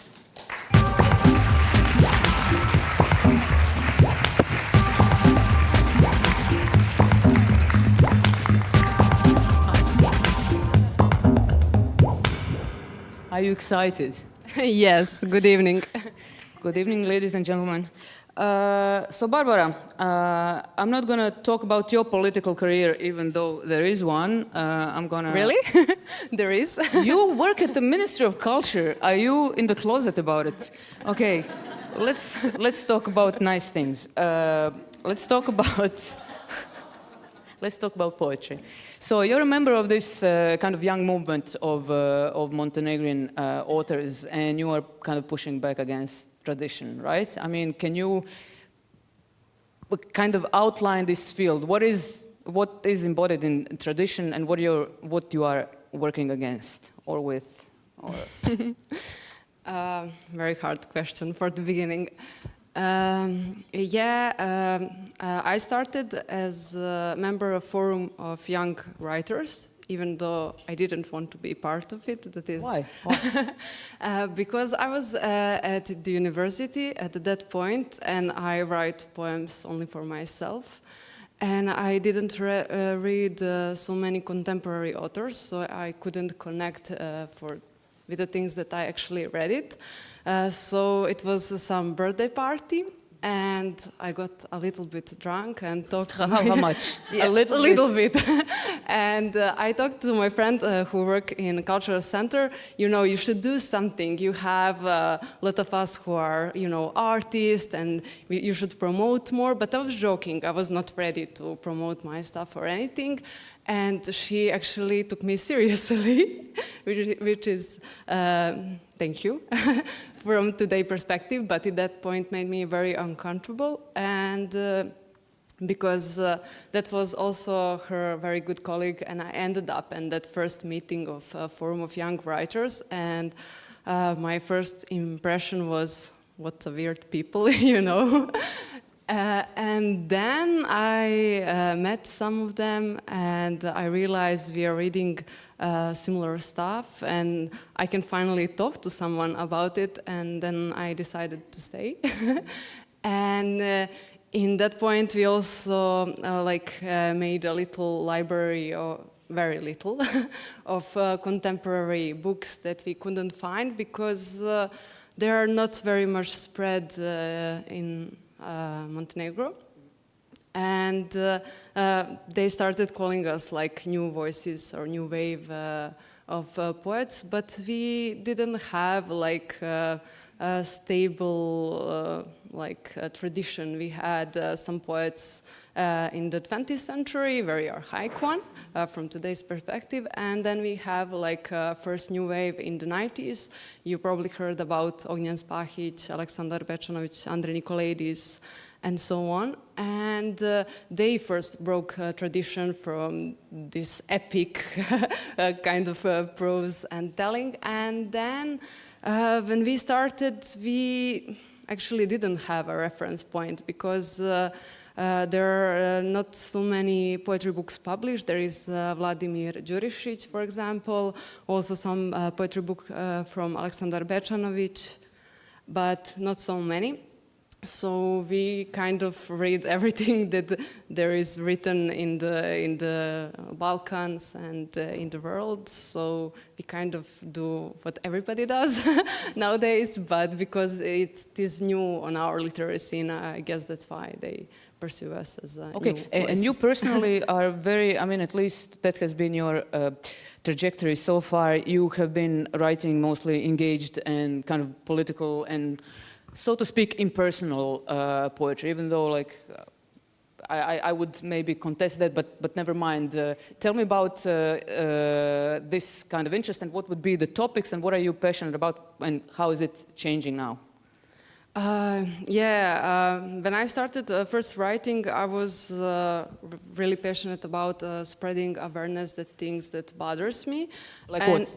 Yes, first book is more about why we asking the question why we need like a break from our reality, escape. why we, go to the raves 3 days, take drugs, or go to virtual reality or whatever. I'm not saying anything about that. I'm just asking question, why do we need this? Why our everyday life is like unbearable? Why we are stuck in our jobs? Why don't we feel free? Why can we be in, living actually our life? And the second book is more about migrations, capitalism, more feminist one, about freedom. Actually, it connects to Berlin. So yes, we're right there. So if you want to explain how Berlin figures in your second book, why Berlin? I wrote a very long poem that is set in Berlin subway only. Because I was, in one point in my life, all of my friends were thinking or come to Berlin to live here, and they were all like looking for some better life. And why Berlin? What is Berlin? It couldn't be some other cities, but Berlin in that point was like open city for migration. There are a lot of people from Syria and other places as well. Some of them are coming from the war, some of them just from shitty situation in their country, existential and political one. But and they're all looked at Berlin like a big hope that they will actually find here a better life, and they are usually end up, if they don't know the language and taking whatever the job, and that is, again, the question about capitalism that is everywhere the same. We cannot talk about any human rights without mentioning the capitalism and how, if you, for example, do some low-paid job, you're probably living in a suburban area of Berlin, you're spending almost, I don't know. Yeah, I don't know where it is. but yeah, you're traveling to work like, I don't know, an hour, 2, 3, and in both directions, and you're spending at the work, and you're not actually the citizen of the country, or you're not getting the freedom that you want, actually. You're not completely free and enjoying. So that's why it's set in subway, I suppose. Yes. And you did a project with the Sara Renar, who's a Croatian singer-songwriter. Yes. Also using Berlin as a kind of a springboard. Yeah, that is the same long poem. When I started writing, I was at a scholarship at the Academy de Kunste. And they did like a short introduction of the academy, and they showed us what they have facilities there, and they then showed us a music studio, and I was like, wow. And I was like, can we use this? And they were like, sure, you will let me use it, I don't recognize if you're in tune or not, And they were like, yes. And I was like, yeah, I need to find a way to play with it. It was like, I was like super excited as a kid, so I thought about it, what should I do? And then I thought about Sarah, and I always loved her music, so I sent her a message, do you want to collaborate? And she read some of my stuff and said yes. So we started from the beginning together. We were like talking on the phone or Skype, talking about topics, because I didn't have text yet in that moment. And then shortly after, we made a performance, and after that, album or audiobook. That's good. What are you going to read for us? Yeah, I will read that long poem. I will read the prologue and then some other part of the same poem, which is the name Where We Tell Me, Gdje smo ovo pričaj mi. I could bring a music background, but I forgot it, sorry. If someone wants to play Talking Heads very lazy later. people.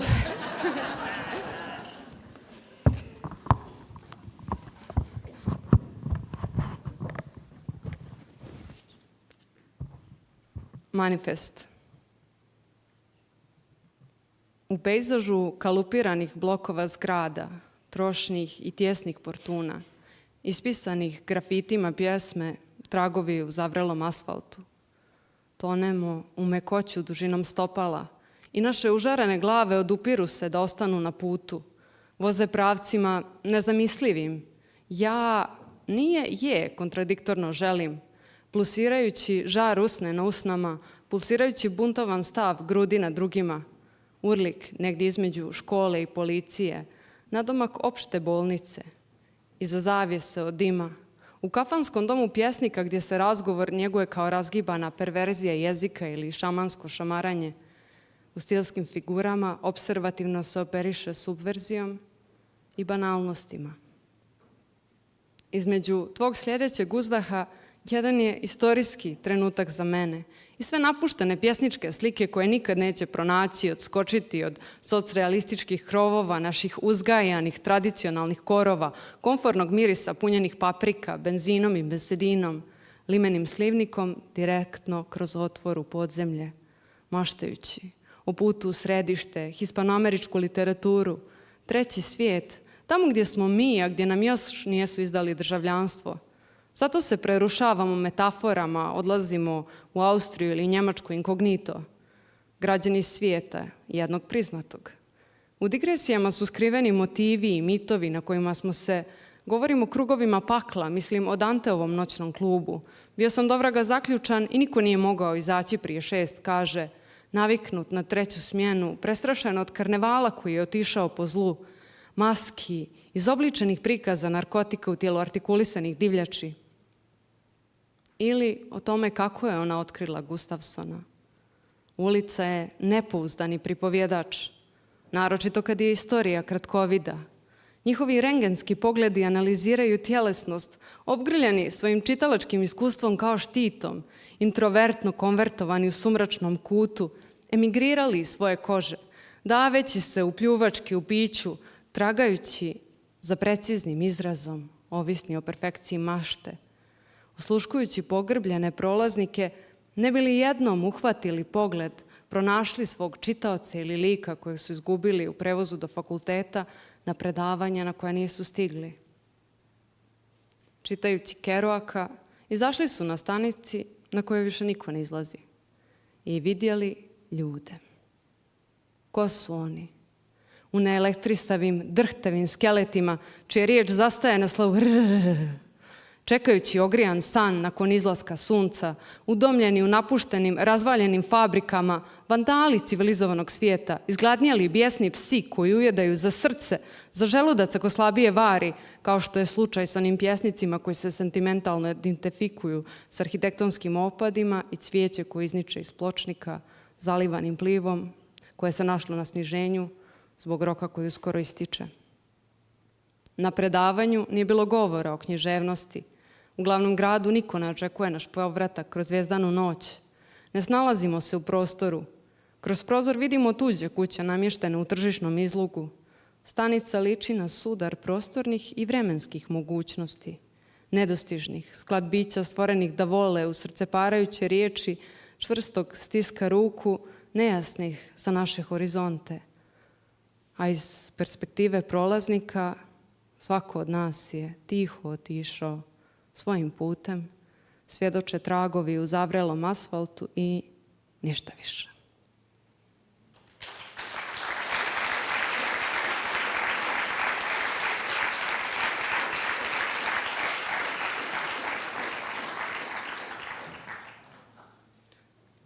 I will now read the third part of this long poem. That is kind of a dream during while the person who is dreaming is listening the song from Talking Heads, This Must Be the Place. Sorry?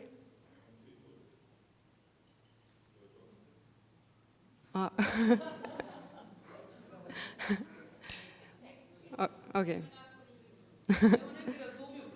Okay.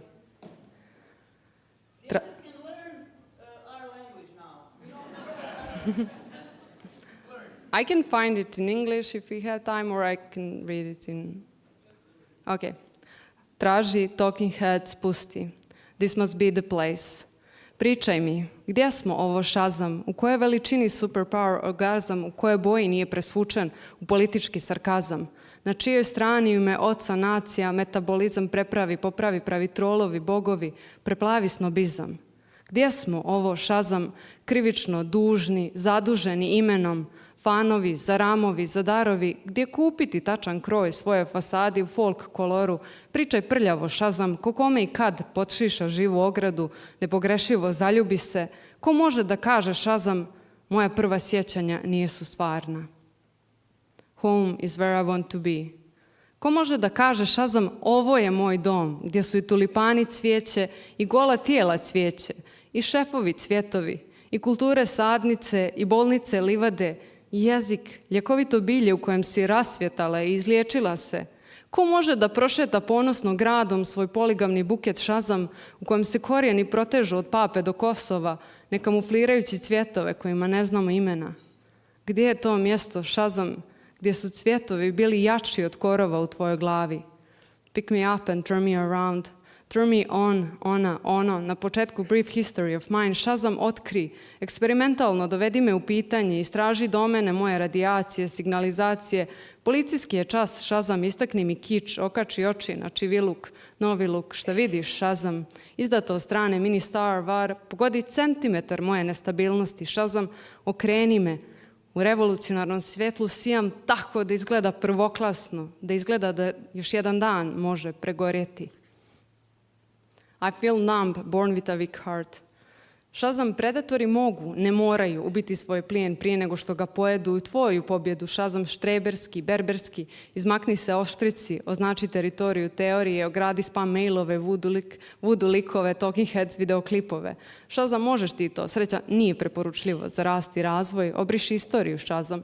Prvo položi driving, diving and dividing, drugo utopi se u okoliš, okolišaj oko baroka do drugog roka. I guess I must be having fun.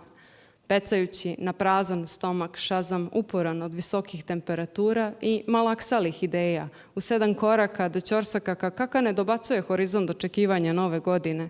Vodi me Šazam kući u VIP strip, snimi zvuk ove globalizacije. Šazam, doniraj raj u dobrotvorne uzdahe. Diši, Šazam, pod pritiskom, stiskom, miškom svih genija rođenih prije nas. Šazam, simuliraj vokativ u pomoć dolaziti aktivističke serije. Šazam, vrijeme je. The less we say about it, the better. Pauza.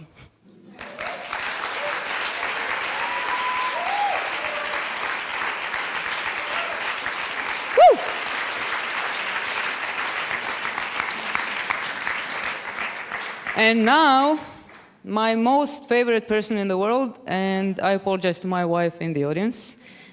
That would be Rumena Bužarovska. Woo! Rumi. Hello. We should... Don't push me that way like you've pushed everyone else. Wow, they were somehow Yeah, because you retreating were holding from me. stuff like you were gonna hit them. Okay. No, but like maybe you shouldn't come close to me because we were very intimate once and I gave her COVID. So. Oh well. Yeah. Maybe it's my turn. It's your fault, of course, because you invited me to your festival, and maybe it's a good actually opening. I mean, like, what do you like talking about? Because there's so much that we can talk about. You're a superstar. Your plays have been, your stories have been turned into plays, like, 6 or 7, Moj muž, my husband, has been turned into, like, 6 versions. I mean, in the Balkans, if I can say, you are probably the biggest star that I know. Would you agree with that? I have no idea, to be honest. It's very nice to hear modest. that. Would a guy be this modest? Now tell me, would a guy be this modest? No, but they're assholes. So no, I mean, not all guys, right? Only writers. Hashtag. So yeah, I don't know. I'm surprised every time I hear that because but I don't know. Let's not talk about me. Yeah. Excuse me. Yeah. Okay, let's talk about your work then. Exactly. Actually, I mean, we met, through literary circles and everything, but one of the projects that I'm most excited that you do, apart from writing, you're very engaged in, of course, politically engaged, but also through storytelling and your festival, Pitch Prič, that takes place in Skopje, and also had a KROKODIL premiere this year. Tell me about the power of storytelling, why this festival and what you do with it and how it works for the larger kind of society. Well, I stole this concept from the Croatians. You borrowed it. Yes, but you know, it's something. There's a storytelling festival in Split that's called Pričijin, and it's very popular. A lot of people, like 700 people show up for one evening, and there's several evenings, and it's very interesting. And so I once famously went to this festival, and the topic was how I told everyone. The topic they give you a topic, and then you can either invent a story or you can, you can tell a real one. Normally, people tell autobiographical stories, but I took this very seriously. So I invented a story about how I outed. The topic was how I came out. How I came out to everyone, and so but I'm hetero, and so. Don't say that. You're still young. Yes.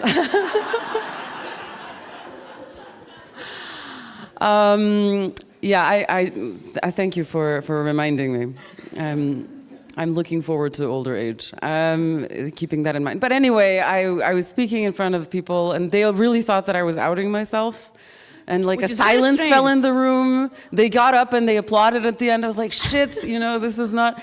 And then it hit the media back home in Skopje, and people were saying, oh, university professor outs herself live on Croatian television. Because it was streamed, and I didn't know I had a panic attack before that. It was just, it was streamed live, and people saw it, and so did my partner, who's a guy, mind who helped me also write the story, and then like a bunch of people started calling him. It's like, what's going on between you and Rumena? Like, why is she talking about like sleeping with some journalist, etc. And so then a friend of mine was like, oh yeah, why don't we do this same thing in Macedonia? But we invite other women to talk, and so we called it Pić Prič, which basically means pussy talk.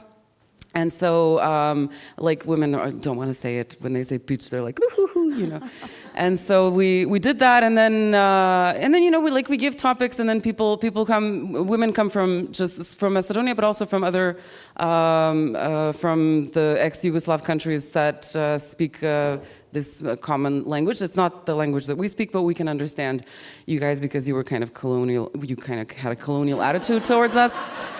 So Mima went there twice, also, and three times. You were also on KROKODIL. Yeah, but this was really amazing. I have to say, I mean, I've been to many festivals, but this was like also 800 people in the middle of fucking COVID. Yes. It was a full theater. This is when we got COVID. Yeah. Yes, that's true. Yes. You're welcome. I built your immunity, you see?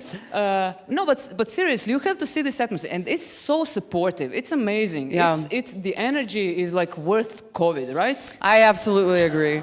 And I don't know, I'm very proud of that. It's just very difficult sometimes to find storytellers. You realize how small it is. The country is 1.7 million people, and so... And these are very these are very edgy stories. So, they are, yeah. They're edgy stories. Like, we give them topics, essentially, like, I don't know, like hair. One of them was like, I got my, because we can't say period. Like, I don't know, in German, probably you don't say that as well. You don't say, you have like a crypto word for period. Most languages do. And so in our languages, it's like, I got it. It's like, you don't know what it is. And so, so we were like, dobila sam is in their colonial language. And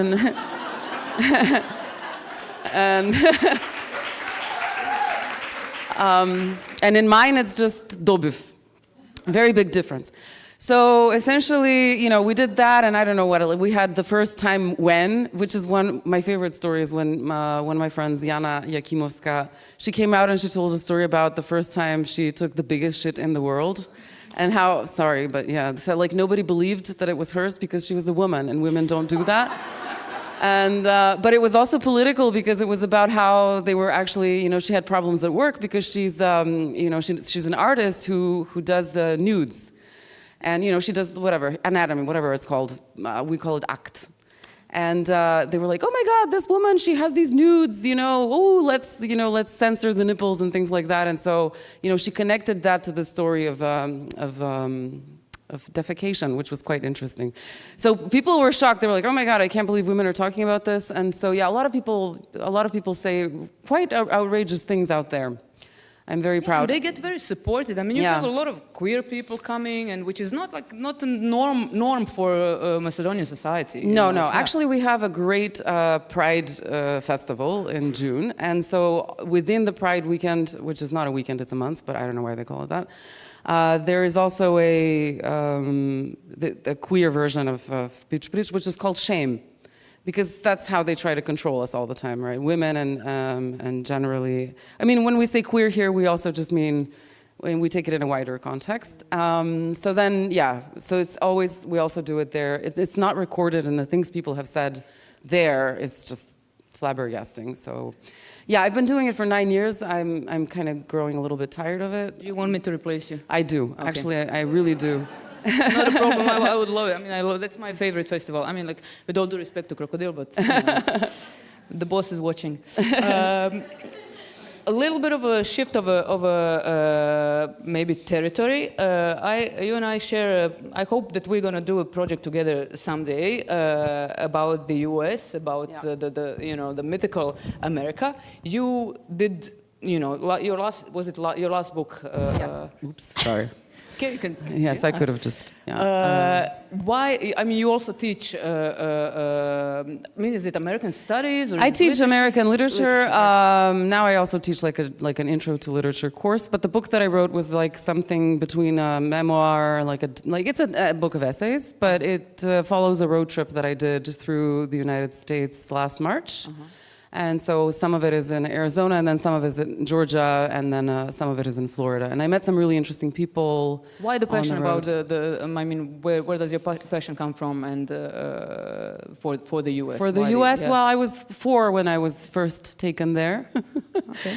And by my parents, and then we kept going back because they're in academia, so they were getting scholarships, and so I would go there and suffer. And I went to high school there, and I had this kind of typical American experience. It was like pretty. I mean, I was an outcast, but it was the cheerleaders. Were you like Andrea in Beverly Hills 90210? I think like smart, but not so popular. I think I was intimidating from what I heard later on, because people would be like, "Oh my God, she's bragging because she's from Macedonia." Bragging? Like, what? Well, but Americans, they have no idea. They where think Europe. Macedonia is. They don't know that they call us the Western Balkans. Even though there is no Eastern Balkans, and that it's just a fancy way of saying, oh, we are the Balkans that are not admitted into the EU. Yeah. So essentially, obviously we're not interesting in that sense in Europe, but because people know who we are and they generally don't like us. But when you are in America, they think that you're from Europe, and they think France, or something like that. And I was very homesick, so I would frequently say something like, "Oh, back home," because Americans are, they have now they're starting to talk about it. And you were saying this journey thing, of course, I love that. Now they're beginning to talk about it because they call it an epidemic of loneliness, but they've always been like that. And suddenly they have that, and they have guns, so it's a little bit, and drugs, so it's a little bit more. It's lonely when you have a gun under your pillow. Yes, and some opioids, and so they have a crisis, and so I've always been really interested in it, and I can see it in the literature as well. So this is what drew me towards it, and kind of made me also write a little bit like the American short story tradition. So like who, Flannery O'Connor? Well, I love Flannery O'Connor. I went to her farm when I was in Georgia, and I met some people who knew some of the people that like her cousins, and it was weird. Yes, it was very strange. And then I realized when I was there. There's one of the biggest asylums in the world, the Milledgeville Asylum, was there actually, just right, she was, originally her father was from Milledgeville, but, she moved there and she died there. That was where her farm was. But the second largest asylum in the world was in Milledgeville, and this is where it was like the final destination for women, whose husbands didn't want to, be married with them anymore. Oh, the wife is crazy. She goes to Milledgeville, and of course, anybody who had any kind of physical or mental disability would be sent there, as well as many black people. So it's like a concentration camp. It's crazy. I mean, is it commemorated somehow, or did you learn about it by reading about it? I mean, I went there and people were like, "Why are you going to Milledgeville?" I said, "Oh, because I want to, see Flannery O'Connor's farm." And then some people told me, there's the Milledgeville Asylum, and so and it's connected somehow. When you read this kind of Southern Gothic, you feel like, oh, it makes sense because she lived right there. Yeah. So it's a strange. It's really an interesting. It's really like Southern Gothic. So that's one of the things I did. I write about that in my book, the last one. You actually wanted to read a piece about Flannery O'Connor, but then the organization the boss wanted you to read something else. The boss wanted me to read something from my book of short stories, which is a film is going to be made out of this story. I wanted to ask you about the film. Well, Srđan Dragojević is making the film. We're just kind of... Very famous Serbian director, for those who don't know. Yeah. He did this movie called Pretty Village, Pretty Flame, and We Are Not Angels and things like I don't know. But, I mean, if you know, you know. And so he found interest. He likes these kind of anti-colonial aspects in my stories. And this last story that I'm going to read a little bit of is about the, how we as Macedonians treat Americans, and how we're always trying to get funding from the Americans, or how the Americans are like gods. It's not just the Americans; it's also the Brits and just generally, Europeans. Like you can be German, but a man, and you can go hitchhiking in Macedonia, and everyone would pick you up. But you have to be white, because if you're a woman, something's going to happen to you, and if you're brown, no one's going to pick you up. So it's a typical, it's a privilege. And so, it's the same thing, there's a complex of inferiority that the Balkaners feel, and so do Macedonians towards the Westerners, and they always want to go away, they always want to leave. And then they come, Americans come, and they're like gods. And it's based on something that really happened, that was the wife of the American ambassador at the time. And this was the time of deep protests and revolution in Macedonia. She would organize for International Women's Day a play where all the activists had to come and perform. Some of them sang, others did poetry. So I just, I didn't have to invent that part. And so I wrote a story about that, and that's what I'm going to be reading tonight. I'm really impressed by the audience that you're still here. The doors are locked. They're not allowed to leave. But I also think Germans have stamina for readings. Okay. So, I'm reading this, translated by myself, by the way, so pay attention. Весна пријатно се изненади кога во факчето виде писмо во скап коверт што содржаше крута хартија. Сакаше да отвара писма, бидејќи и се допаѓаше да си ги гледа прстите со налакираните ногти. Вити и долги се борат со крцкавиот коверт и потоа го излакуваат изненадувањето. Веќе го немаше тоа задоволство, бидејќи дома истигнуваа само сметки, а на работа вака некогаш многу ретко некаква покана. Мис Весна Стојчевска пишуваше на опачината од белиот коверт, а откако внимателно го отвори за да ужива што подолго во изгледот на прстите и во звукот од хартијата што шушка, однатре ја извади поканата испечатена на мазна картичка. The International Women's Community invites you to a meet and greet of powerful women. Friday, February 15th, 10 a.m., U.S. Ambassador's Residence, Skopje. Powerful women, се запраша. Ме сметаат за моќна жена.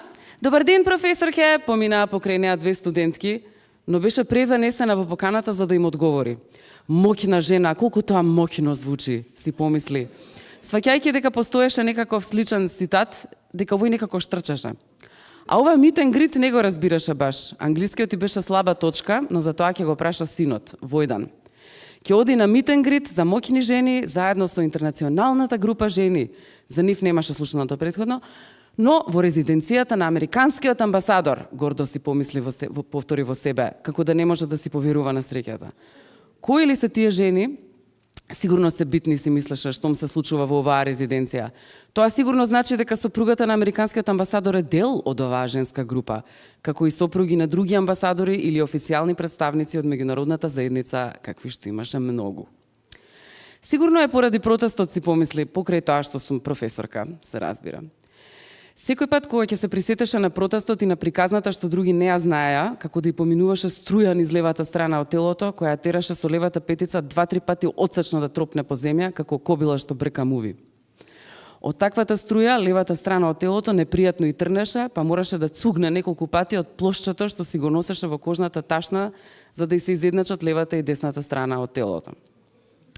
Токму плоската беше виновна за тоа што се случи, освен што таа зима беше особено студена и условите не беа баш пријатни за протестирање.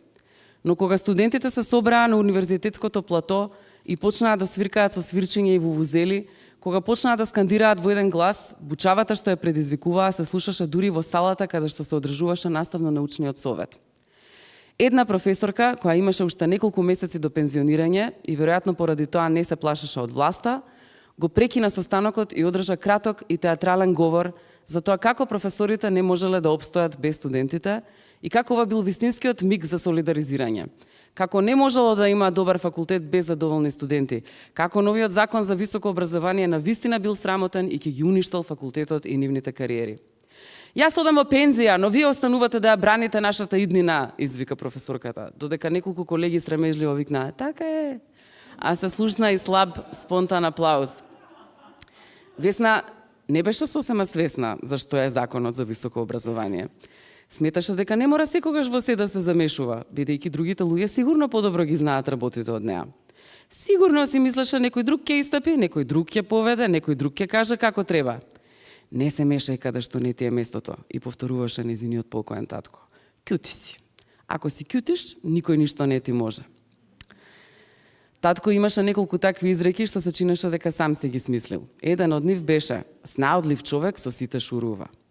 Таков беше и нивниот декан, кој по говорот на речиси пензионираната професорка изјави дека поради надворешната бучава што го невозможува непреченото одвивање на состанокот, како и поради почитување на демократските процеси, останатите точки од дневниот ред ги префрла за следниот состанок. За, праша па направи пауза.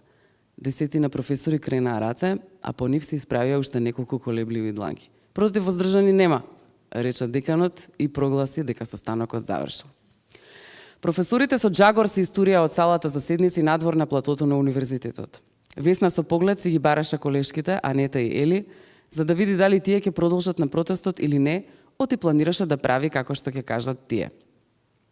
Ги најде како цупкаат и пушат покрај една исушена жардинјера.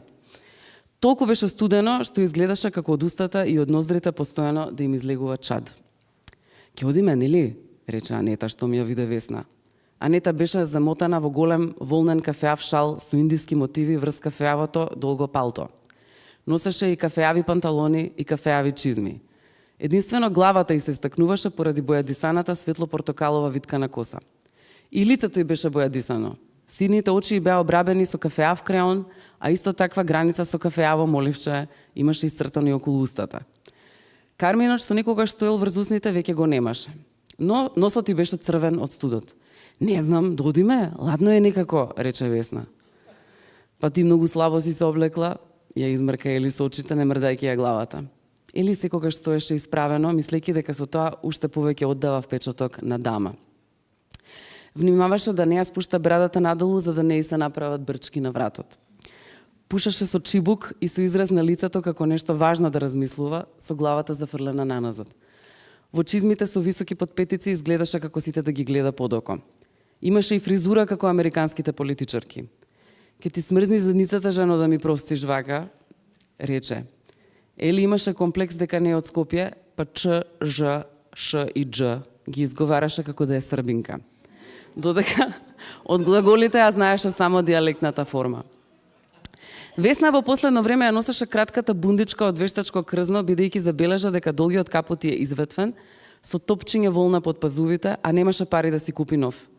Ма не, облегов термохулахопки излажа, бидејќи го носеше и своето омилено сиво комплетче, кое во себе содржаше ликра, па за разлика од другите алишта што постепено истануваа мали, ова се уште и беше точно.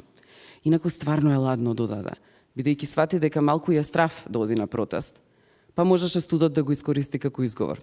Изгледа дека другите ќе одат, рече Анета зрикајки наоколу. Има доста професори, забележа, и покажа кон една група што стоја заедно со студентите. Да не заврши, was this? No, where am I? No, this is exactly where I have to start. Stop. Има доста професори, забележа и покажа кон една група што стоја заедно со студентите. Некои од нив држа и транспаренти. I think that's it. Yes. Sorry. Thank you very much. Bravo, Rumin. And, okay. Why is my microphone turned off? They're sabotaging my work here. You were an amazing audience. One more round of applause for all my great authors tonight. Thank you so much. Tomorrow at 6, come for the debates. It's going to be awesome. Thank you. Woo! KROKODIL!